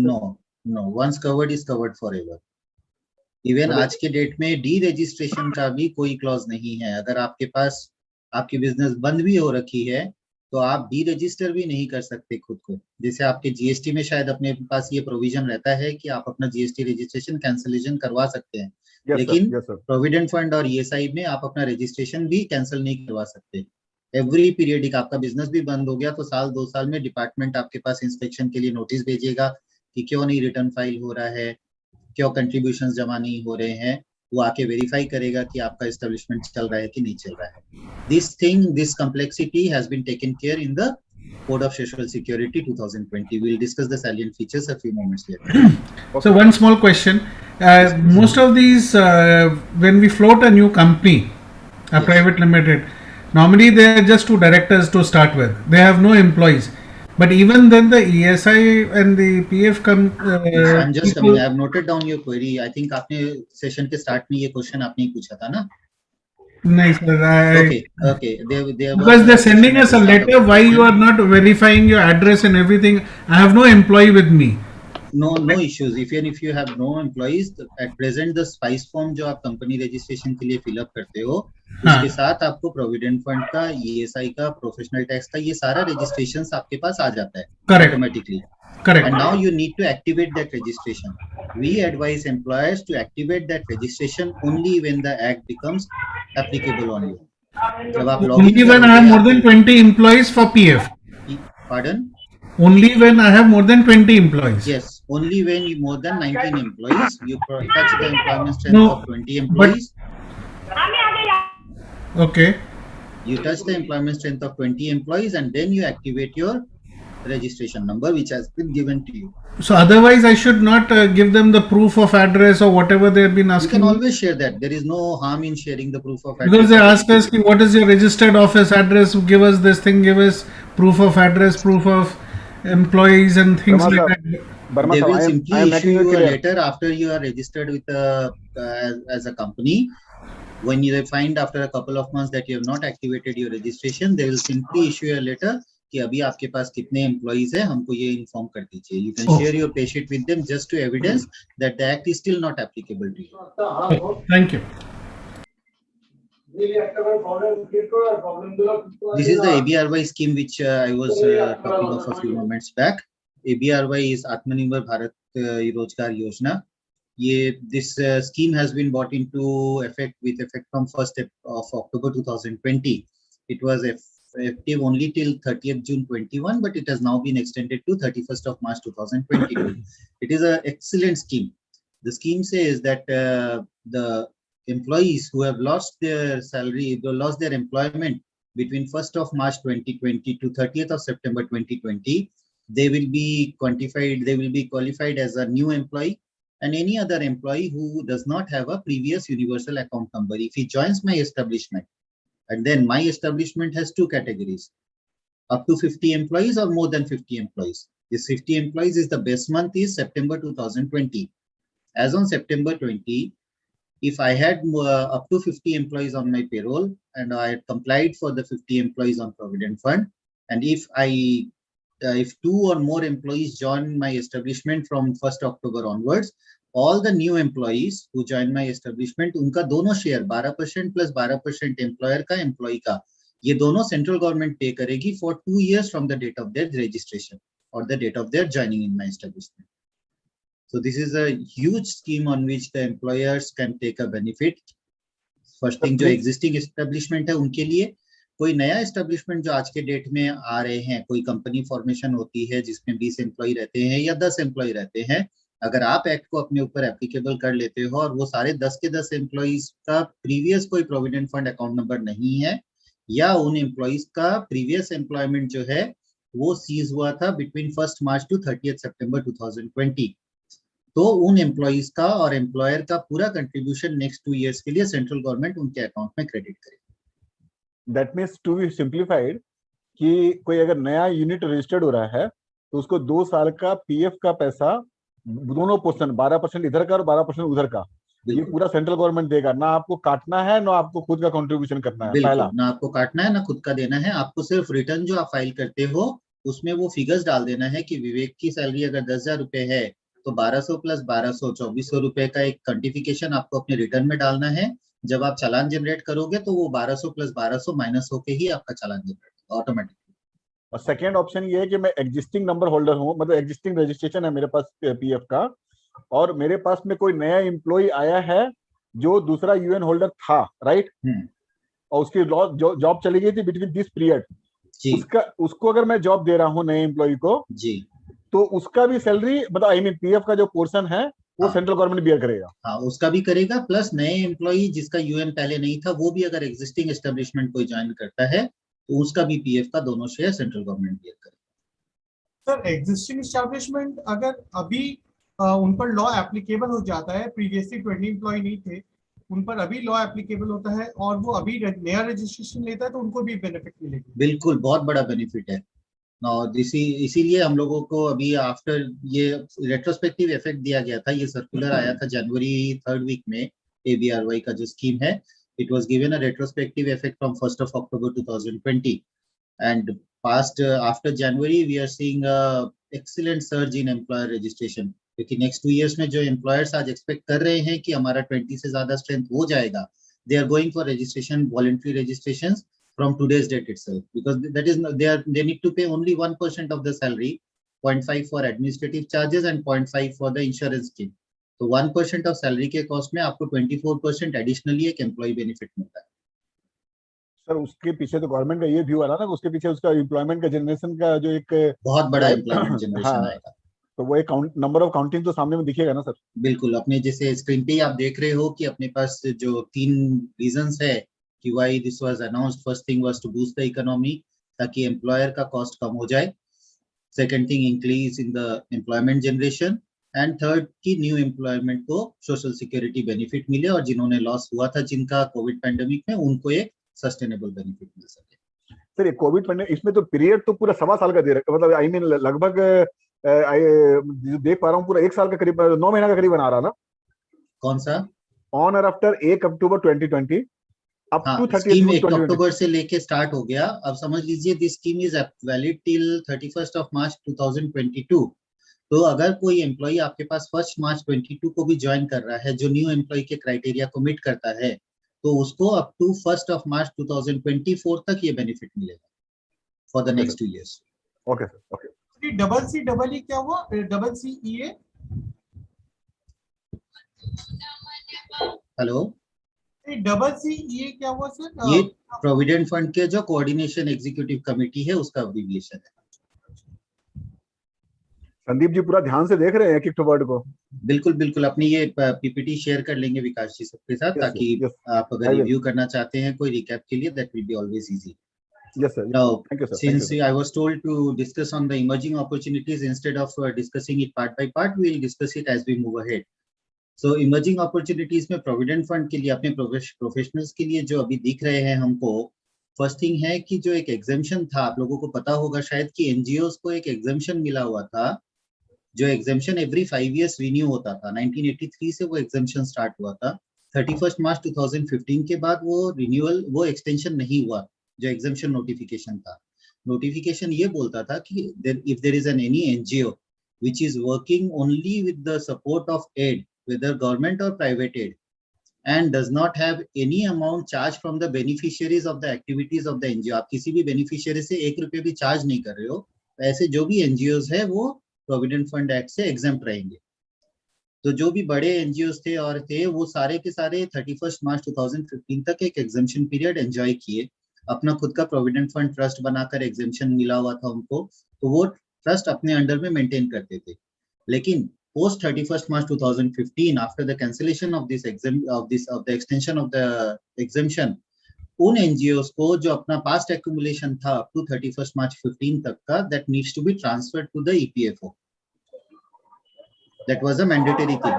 तो अभी भी काफी सारे एनजीओस है जो इस ट्रांसफर प्रोसेस में अटके हुए हैं। It is very technical the transfer thing, and we as chartered accountants and advocates, we can surely come into picture as professionals to help NGOs get their funds transferred from their own funds to the Provident Fund Department. Similarly, एक और concept है, एक judgment आया था February 2019 में supreme court का। I think this was very known to everyone कि all parts of the salary will be taken into account for the purpose of Provident Fund Act, excluding HRA. तो ये आने के बाद there was extensive revision of CTCs and salary calculations across India. This part is again taken care of now in the Code of Social Security. तो इस part में जब अपने सैलरी कैलकुलेशंस में आते हैं या सैलरी कंप्यूटेशंस में आते हैं, तो we as chartered accountants play a very important part on restructuring the salary structures on the basis of the existing laws. Third thing, जो अपने एग्जेम्प्टेड एस्टेब्लिशमेंट्स की बात कर रहे हैं, एग्जेम्पशन प्रोविडेंट फंड से आपको ऐसे भी मिल सकता है। जो अपने 12, मैं आपको एक स्क्रीन पे लेके जाता हूँ पीछे, अपनी ये स्क्रीन पे आते हैं। रेट ऑफ कंट्रीब्यूशन जो आप देख रहे हैं ना, 12% एम्प्लॉय का और 12% एम्प्लॉयर का आपको दिख रहा होगा। मैं 1% पे नहीं आ रहा हूँ। एम्प्लॉय का 12% जो होता है वो ट्रांसफर होता है प्रोविडेंट फंड में एम्प्लॉय का। एम्प्लॉयर जो 12% कंट्रीब्यूट करता है, ये 2 पार्ट में डिवीजन होता है। 3.67% is added to the employees contribution and transfer to provident fund. जो रिमेनिंग 8.33% रह जाता है वो पेंशन फंड में ट्रांसफर होता है, जिसके अगेंस्ट में एम्प्लॉय को after a certain period of time एक पेंशन फंड के हिसाब से पेंशन मिलता है। तो जो 15.67 का प्रोविडेंट फंड का जो स्कीम है, इस स्कीम से कोई भी एम्प्लॉयर एग्जेम्पशन क्लेम कर सकता है सेंट्रल गवर्नमेंट से। एग्जेम्पशन कैसे क्लेम करेगा कि आप जो इंटरेस्ट दे रहे हो इस फंड पे, वो इंटरेस्ट हम भी देंगे और ये फंड हम इंटरनली अपने ट्रस्ट में मेंटेन करेंगे। This is the simple thing, क्योंकि इस पैसे से और कुछ नहीं होना है। जो इंटरेस्ट होगा वो इंटरेस्ट के साथ इधर एम्प्लॉय या उसके नॉमिनी को ये पैसे रिफंड हो जाते हैं। तो this is a very simple thing जहाँ पे आप एग्जेम्पशन क्लेम कर सकते हैं। तो अपार्ट फ्रॉम दिस एग्जेम्पशन जो एनजीओ के पास थे, काफी सारे एस्टेब्लिशमेंट्स और भी है जो ऑलरेडी ये एग्जेम्पशन एंजॉय कर रहे थे। पहले क्या था, रेट ऑफ इंटरेस्ट जो आप इन्वेस्टमेंट करते हो, आप तो जो पैसे डिडक्शन करके फंड बनाओगे, you'll have to invest that into particular instruments.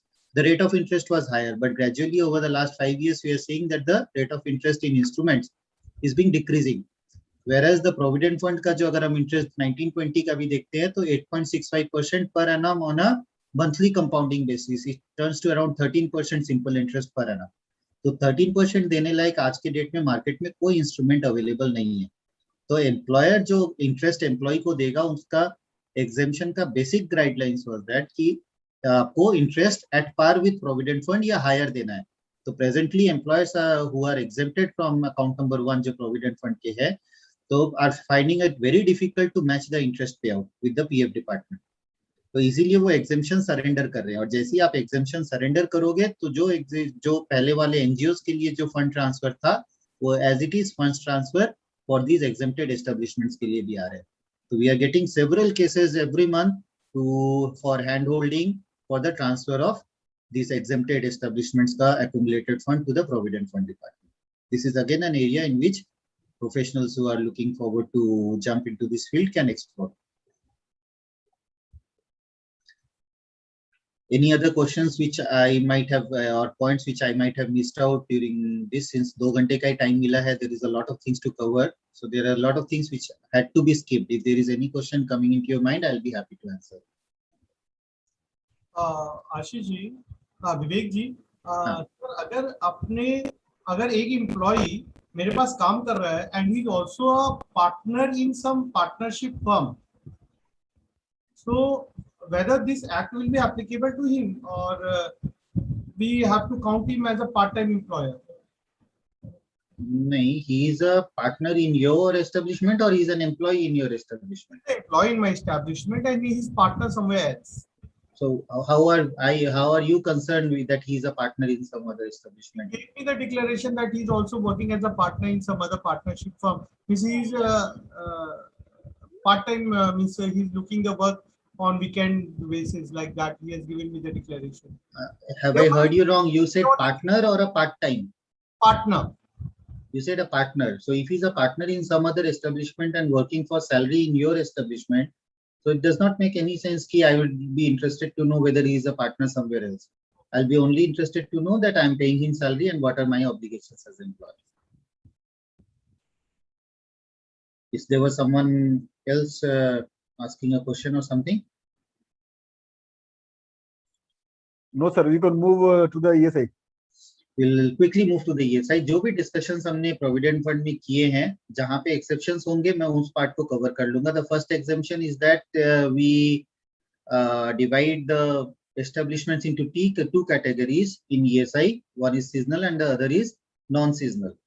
So दो categories में अपने divide करते हैं. जो seasonal establishments होते हैं उस पे अभी तक ESI Act का implication नहीं हुआ है. For seasonal establishments we can take a tea garden, जो हमारे नॉर्थ बंगाल पार्ट का एक पार्ट है नॉर्थ बंगाल का. तो as a tea garden is a seasonal establishment, so it is the ESI Act is not applicable on such thing. So any other establishment which works particularly on a seasonal basis, it is the ESI Act is not applicable on that. However, on non-seasonal, the Act is applicable. For shops and establishments, it is applicable on 10 employees and for other establishments on 20. Educational institutions have been brought into the purview of the provident of the ESI Act with effect from 26th of August 2016. And जो 15,000 का limit अपने PF में देख रहे थे excluded employ के लिए, ESI में वो लिमिट 21,000 हो जाता है. But this 21,000 is not again, आपके पास ईएसआई पीएफ में तीन ऑप्शंस थे, if you remember, option A, B and C. यहाँ पे थर्ड ऑप्शन आपके पास नहीं रहता है कि अगर आपकी सैलरी 21,000 से ऊपर है तो you can not contribute under the ESI scheme. Only if your salary is up to 21,000, the employees need to be contributing under the ESI Act, employee and the employer both. PF में हम लोगों ने wages का definition पढ़ा था। संदीप जी आप बताएंगे कौन से 4 कंपोनेंट्स ऑफ सैलरी इंक्लूडेड थे पीएफ के लिए? Basic plus DA plus C that is CVFA, cash value of food allowance. कुछ और छूट गया? 4 बोला था मैंने। इसी पॉइंट पे यहीं पे आके वो चौथा पॉइंट याद दिलाऊंगा, इसीलिए छोड़ दिया था मैंने। Not remember. आते हैं। चौथा पॉइंट था रिटेनिंग अलाउंस। दिख गया आपको? बीच वाले में employees contribution up to a salary, basic DA plus retaining allowance plus cash value of food concession.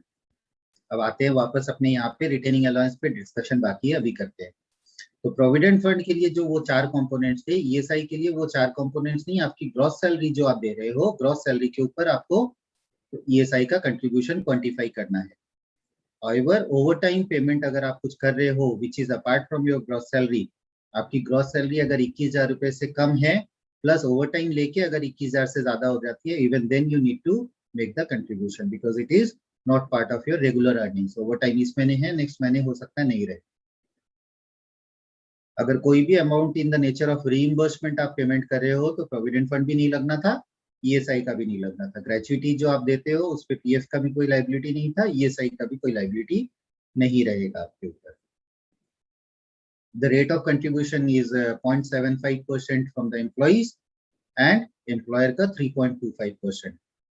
Employees जिसकी gross average salary, average daily salary is less than 179 rupees per day, उनको 0.75% contribute नहीं करना होता है, सिर्फ employer अपना 3.25% payment करता है। अब अपने रिटेनिंग अलाउंस वाला कंसेप्ट को एक बार डिस्कस करते हैं।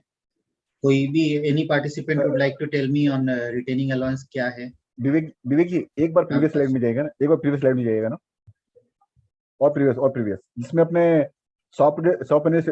इसके बाद वाली। हाँ, यहाँ जो अपना क्वेश्चन आ रहा है, non seasonal and non power using factories और and establishment employing 20 or more persons. Yes. However, wide notification soap and establishment employing 10 or more person are coverable under the act which effects from 10 to 11. ये waste Bengal के लिए। हाँ, waste Bengal के लिए। That means the units which are covered under the soap and establishment act only they are supposed to apply for coverable. Covered or coverable? True. Yes, True. both. Only those persons are supposed to take the registration for ESI. Yes. Whether chartered accountants firms are required to have the soap and establishment act? Yes, sir. From 2004 on 2014, in the month of June 2014, the West Bengal Shop and Establishment Act was amended to include Chartered Accountants Office under the Shop and Establishment Act. Okay, क्योंकि ये मेरे को ऐसा ध्यान आ रहा है कि शायद ये कोई सुप्रीम अपना हाई कोर्ट का, बंगाल कोर्ट का एक जजमेंट था जिसमें शॉप एंड एस्टेब्लिशमेंट एक्ट को ट्रेड लाइसेंस को रिक्वायरमेंट नहीं थी चार्टर्ड अकाउंटेंट्स के लिए। हाँ, ट्रेड लाइसेंस आज भी रिक्वायरमेंट नहीं है हमारे लिए। ट्रेड लाइसेंस आज भी रिक्वायरमेंट नहीं है।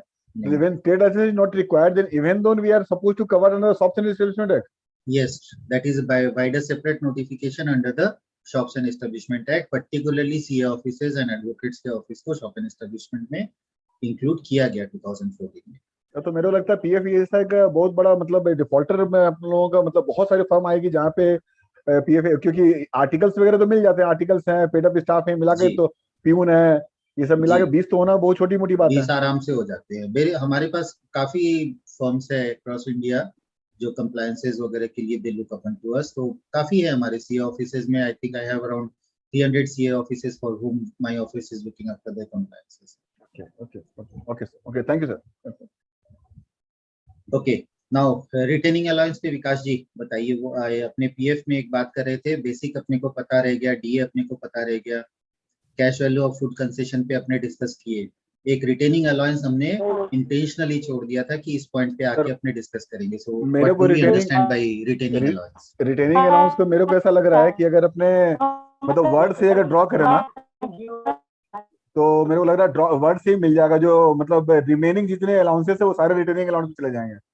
ना थोड़ा सा अपने को रेक्टिफिकेशन चाहिए। Retaining means the dictionary meaning अगर हम रिटेन का देखेंगे that mean wants to hold something, Yes. Now, hold something is here, hold someone. If you want to keep on hold an employee without paying him his actual salary. Now, जब अपने disciplinary proceedings की बात करते हैं ना, किसी employ ने कोई मिसकंडक्ट किया या मिसचीफ किया, आप उस एम्प्लॉय को डायरेक्टली टर्मिनेट नहीं कर सकते until and unless it is a very very grave misconduct. किसी ने कोई चोरी किया और किया तो आप उसको, या किसी के साथ लड़ाई कर लिया, कस्टमर के साथ मिसबिहेव कर लिया, क्लाइंट के साथ मिसबिहेव कर लिया, तो you can not terminate the employee outrightly.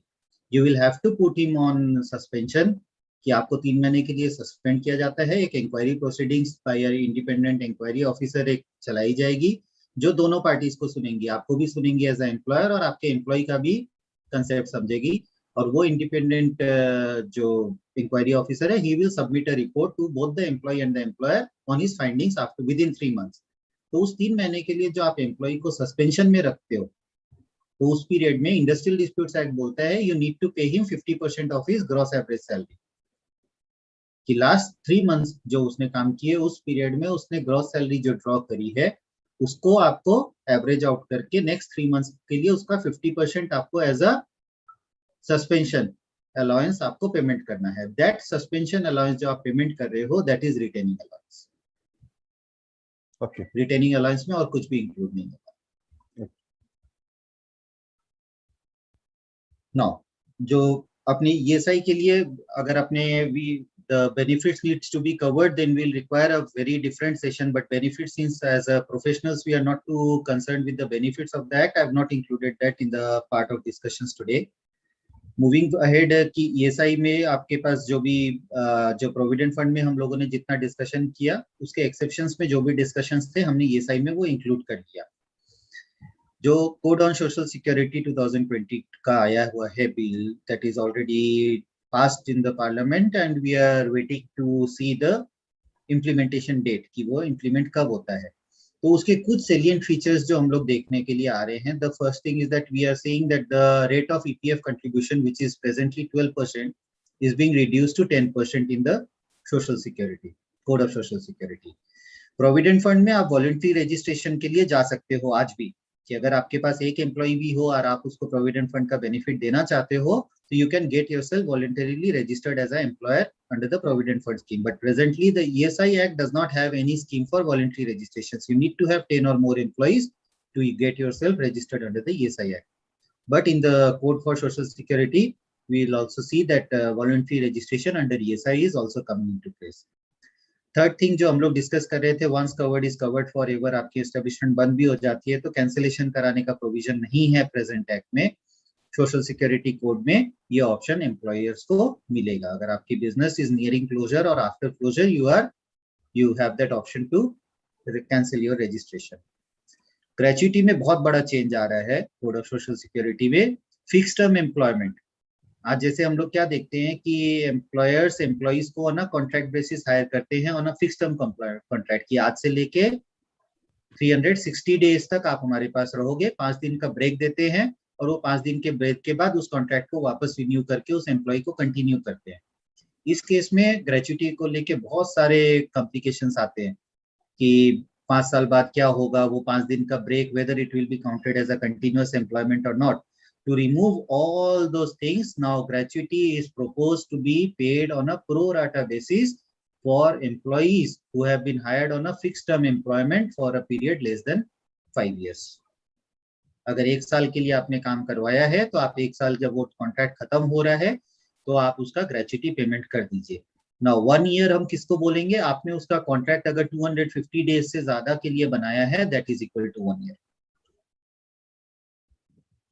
कोई क्वेरी आ रही है हमारे पास अभी इसको लेकर? सर अभी तो क्वेरी यही है कि ये कब तक आएगा.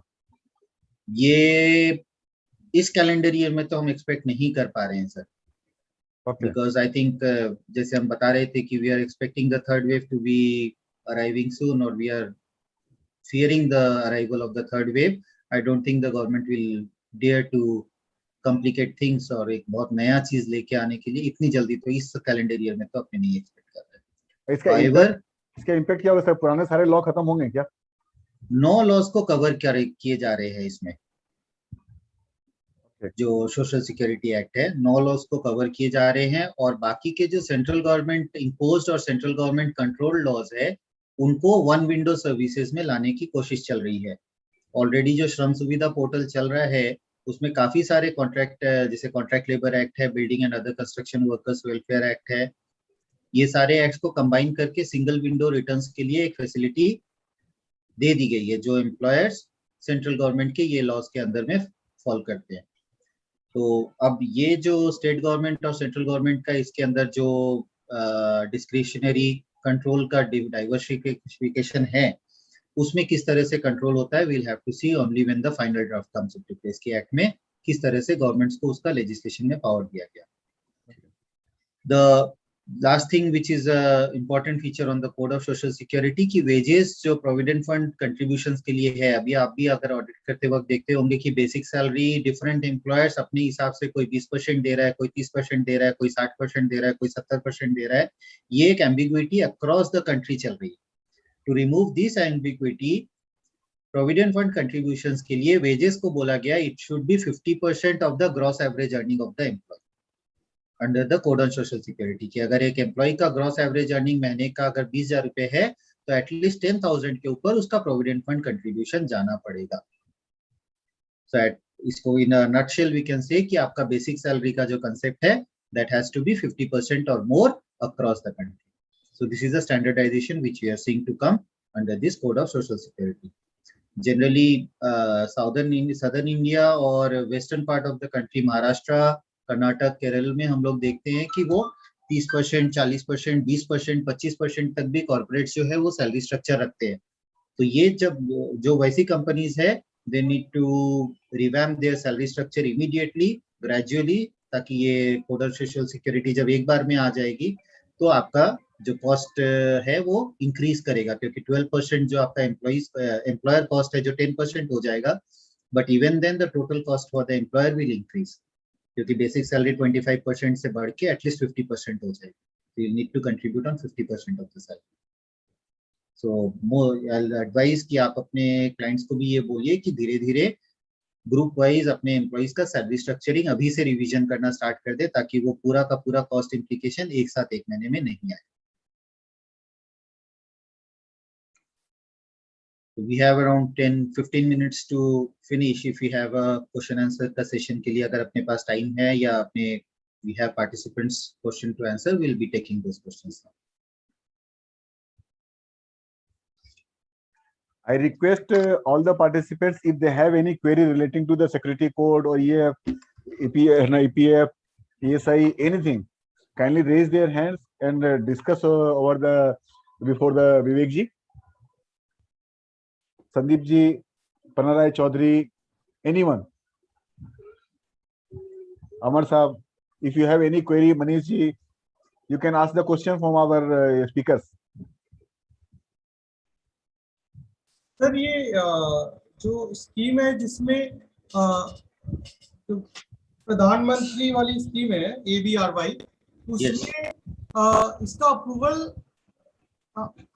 जून से पहले लेना था क्या? जैसे यहाँ पर आपके जो एक्सटेंडेड फ्रॉम 30 जून तक वो स्कीम वैलिड थी, लेकिन अभी वो एक्सटेंडेड कर दिया गया है 31 मार्च 22 तक।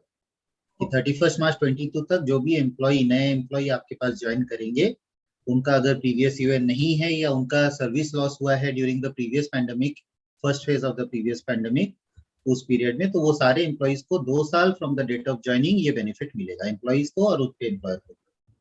This is a good thing. We should all this is a very good thing about this, because बहुत बार people are worried. I mean, they are very worried to abide this PF and ESIC law. They don't want to take registration. Yes. So we can guide them that there are few things on why they don't want to take registration. First thing is compliance. So we like to advise ki compliance is now very simplified. Second thing is the cost. So the cost of the employer for the next 2 years is being completely borne under the ABRY scheme at least. The third thing which comes into play into the employer's mind is that sir employees कटवाना नहीं चाहते, जिनकी salary 10, 12, 15,000 रुपए है वो employees कटवाना नहीं चाहते। ये हम लोग अनऑर्गेनाइज सेक्टर में, कंस्ट्रक्शन इंडस्ट्री या फैक्ट्रीज वगैरह में बहुत ज्यादा फेस करते हैं। सो व्हाट आई फील कि इसके पीछे का एक थॉट गवर्नमेंट का ये भी होगा कि आज 2 साल तक जो उसका पैसा, अगर 10,000 रुपए भी किसी की सैलरी है, जस्ट इमेजिन करिए, तो 1200 प्लस 1200 2400 रुपए every month free of cost without any employer और एम्प्लॉइज कॉस्ट 2400 रुपए उसके अकाउंट में जमा होगा नेक्स्ट 2 years के लिए. So approximately it is 30,000 rupees in a year, 60,000 rupees in 2 years. तो 60,000 रुपए प्लस 2 साल का इंटरेस्ट जब उनको 2 साल बाद उनके पीएफ के पासबुक में दिखेगा कि without investing anything they have that fund value in their passbook, I think that will be an additional incentive to continue the contributions under this scheme. तो वो नहीं कटवाते हैं, वो कंसेप्ट भी यहाँ से बहुत हद तक क्लियर होगा. मेरे को लगता है कि गवर्नमेंट इसके बेस पे अपना डेटा बैंक रेडी कर रही है, so that they can मतलब I mean highlight their that so much of employment. Yes, that is also one that been generated even after the pandemic. बिल्कुल, बिल्कुल. So when do we expect these 4 rules which were supposed to come from 1st April? I mean, I think you said something they'll probably not come in this calendar year, correct? The other 3 laws were the payment of wages code and other 2 laws are not yet passed by the parliament. वो अभी bill format पे ही है. सिर्फ आपका code of social security has been passed. The effective notified date is being awaited, but there is no scope. We don't see that it is being imposed in the next 6 months or so. Provident fund के लिए सिर्फ कुछ portions, कुछ 2 sections अभी implement किए थे department ने in the month of May 2021, which was to seed all your UN accounts with the Aadhaar seeding जो मैंडेटरी किया था 15 दिन के लिए, वो सर्कुलर इफेक्टिव था. लेकिन चूंकि डिपार्टमेंट का इंफ्रास्ट्रक्चर काफी क्रैश कर गया था उस पीरियड में, रिटर्न्स फाइल भी नहीं हो पा रहे थे, कंट्रीब्यूशंस पे नहीं हो पा रहे थे, तो जो आधार सीटिंग वाला जो क्लॉज है सोशल सिक्योरिटी में, उसको एक्सटेंड किया गया है up to 30th of September 2000. Correct, okay. So can we get these your presentation, sir? Yeah, it will be mailed in just as soon as we finish off the session. Okay, thank you. Parma sir, this presentation will be available on the ACE website, subject to the permission from the Vivek ji, and it will be added to our ACE GD group WhatsApp group also. I have already dropped in the chat box. Okay. So I am from Maharashtra. I am in Navi Mumbai. I don't know where are you all from. That is why I'm asking. Then I am sharing. No issue, sir. I am sharing my mobile number. You drop my WhatsApp and hi to my WhatsApp. I will send you the share. Sure, sir. Thank you. If you could share if you could ask me, share a request to me on my email ID, I would be happy to share the presentation. Yes. Sure, sir. Sure, I'll do that. Sir, just एक चीज से मेरे को भी ACA में I want to become a member to it, so I will get in touch with you, sir. Yes, sir. Definitely. Do you have my mobile number? No, sir. I have shared my mobile number to you directly. Okay, you sir. contact me. You can be a member of our ACE as well. And I request all the participants, you have any query relating to the professional opportunity, because so far I know Vivek ji is the only one expert in chartered accountant fraternity in Eastern India relating to the labor law. अपना focus में अपने जो देखते हैं, अपने जो मतलब make me correct if I am wrong, अपने ईस्टर्न इंडिया में चार्टर्ड अकाउंटेंट का focus either GST, income tax, allied law, companies act, इस पे आईबीसी, लेबर लॉज पे अपने चार्टर्ड अकाउंटेंट फोकस नहीं है, सो फार I understand.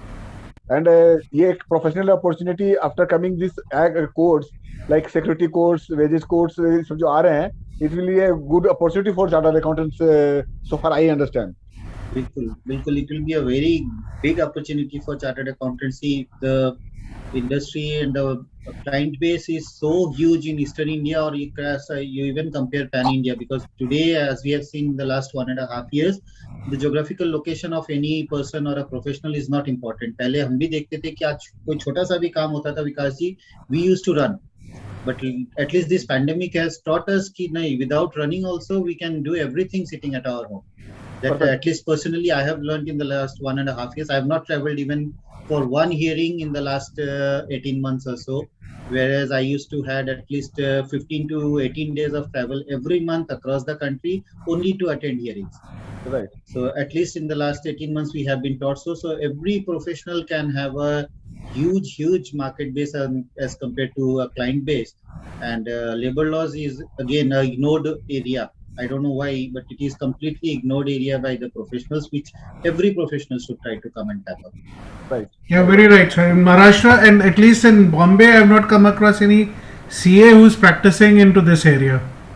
Absolutely. I was in employment, so I've been asking these questions because I was on the commercial side, so I had these problems when people used to come and and I had to face them. It would be so nice, Amarji, if we can also view you. We are just being audible, so if we can see you, I think that will make. 1 second, I'll just try to switch on my camera. 1 second. Yes, sir. Yes, sir. Please. Vivek, I am sharing one view over here relating to this virtual mode of hearing. Before, when we have the hearing in Siliguri, तो पूरा दिन एक चला जाता था. पूरा दिन. कई बार तो क्या होता था कि मान लीजिए मेरी 2 हियरिंग सिलीगुड़ी की है, तो मैं आज गया, पता चला एक ऑफिसर से मिलना हुआ, एक ऑफिसर से मिलना नहीं हुआ, तो वो फोन में बोल देते थे, बंका जी आप तो आए हुए हैं, आज रुक जाइए, कल हियरिंग कर लीजिएगा. तो इन दैट केस हम लोगों को स्टे करना पड़ता था. अभी सर लास्ट टाइम एक मैंने हियरिंग दी थी 10 दिन पहले सिलीगुड़ी में. 3 हियरिंग मैंने अटेंड की है सिलीगुड़ी की. 15 मिनट्स 45 मिनट्स में 3 हियरिंग मेरी कंप्लीट हो गई. बिल्कुल आराम से होती है सर. हम लोग मेरे हियरिंग्स वगैरह हम लोग जनरली क्या है, आज इतने साल से प्रैक्टिस में आ गए, तो जनरली टाइमिंग को लेके अक्रॉस इंडिया जितने पीएफ डिपार्टमेंट में लोग हैं और है, अपने को थोड़ा सा एक इंटरेक्शन पर्सनल भी हो जाता है. तो अगर 11 बजे 2 हियरिंग्स कंसाइड भी कर रही है, एक रायपुर हियरिंग है, एक लखनऊ हियरिंग है, तो हम लोग उसको आधे घंटे आगे पीछे कर लेते हैं ऑफिसर को कॉल करके. एंड देन मतलब एक दिन में 5-6 हियरिंग्स हम लोग यहीं ऑफिस में बैठे बैठे कंप्लीट कर लेते हैं. इतनी आराम से हियरिंग्स होने लग गई. Or that is really something which we have learned in this 3 times. Right, sir. Right, yes, Amarji, now we can see. Sure, sir. Good to see you also. So I am from Navi Mumbai, Maharashtra. Okay, I believe everyone is from Eastern India region, right? Yes, right, sir. Glad to see a viewer from opposite part of our country. We are from the east. Yeah, east meets west. East meets west. Yes. Correct. Amarji, you are into profession. Yes, I joined profession about 7 years back. I was earlier in the corporates for about 22-23 years before I came to practice. Okay. So last 9 years I've been in practice, and this is one area where I find that not many chartered accountants are there in practice, nor they have much exposure to it, because I don't know why. I simply not understood the reason. This is completely a mystery for me also, that very few professionals have explored this area of practice. Because believe me, since I've been working in corporates, I've realized one thing, that even the concept of a gross salary and or the CTC is also not clear. Yes, absolutely. 99 of 100 employers which we get on a regular basis, a new employer for whom we design the salary structures as for the different category of employees, we find that the employers are still unaware of the concept of CTC. Correct. Because my first brush with CTC was somewhere in 1988, 1999. That time I was working with Reliance Industries, and there I realized when they switched over from gross package to CTC, there was a massive hue and cry. People thought they are going to be losers, but in fact it was the other way around. Yes, absolutely. We all gained when you have 3 to 4 years passing by. Right, and we all gained like anything. People thought ki with CTC there are downsides, because when they talk about terms of increment and other things, yes there are, because they don't give you a massive jump as what it was earlier, because most of the time it was whims and fancies of the superiors or the bosses or whatever it is. True. But when we move to a CTC concept, the things change, and the fixed and the variable component make a lot of difference there. Absolutely, yes. So that was really something which was an eye opener for us. Ki we should not straight away say ki no, this I don't want to do. True. That is it. I request the participants, if they have any query relating to the discussion, kindly raise their hand. Otherwise, we will move ahead for the closing ceremony, because it is already 6:53. So if you have any query, please raise your hand and participate in discussion.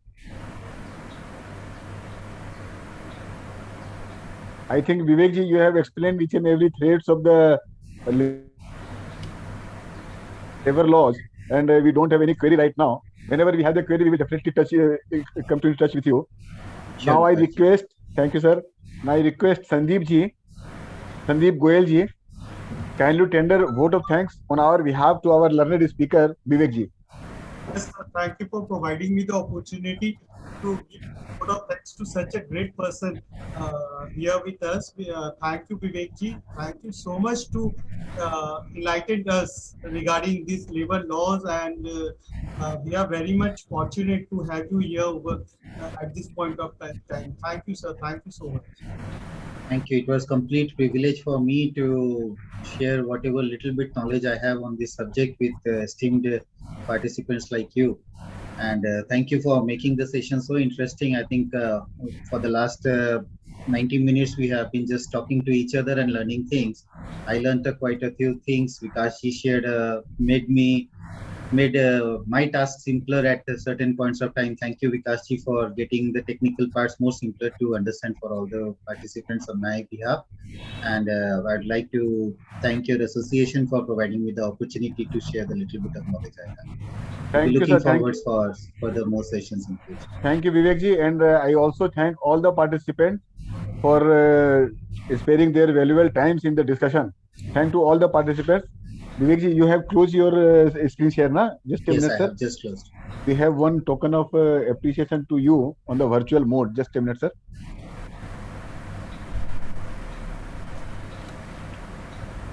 Sir, my screen is visible, na? Yes, it is perfectly visible, sir. Sir, this is the e-memento from the side of our association. Thank you so much. I request you kindly accept the same, and I will send this to over the WhatsApp also. And Thank I you request so you to kindly put this memento in your personal diary. Absolutely. Thank you so much, sir. It's an honor to receive this from you. Sir, thank you. Now, sir, with your permission, can we close the session? Yes, absolutely. In case if any of your members have any direct queries which they have not been able to ask or attend this session today, please ask them to get across to me on my WhatsApp number. I'll reply to them at my earliest convenience. Thank you, sir. Thanks, sir. So Thank you very much. Thank you. And, Thank you, you so everyone, much. and thank you, Sandeep ji, for tendering the vote of thanks on our behalf of association. Thank you, sir. Thank you. Thank you. Thank you, sir. Thank you.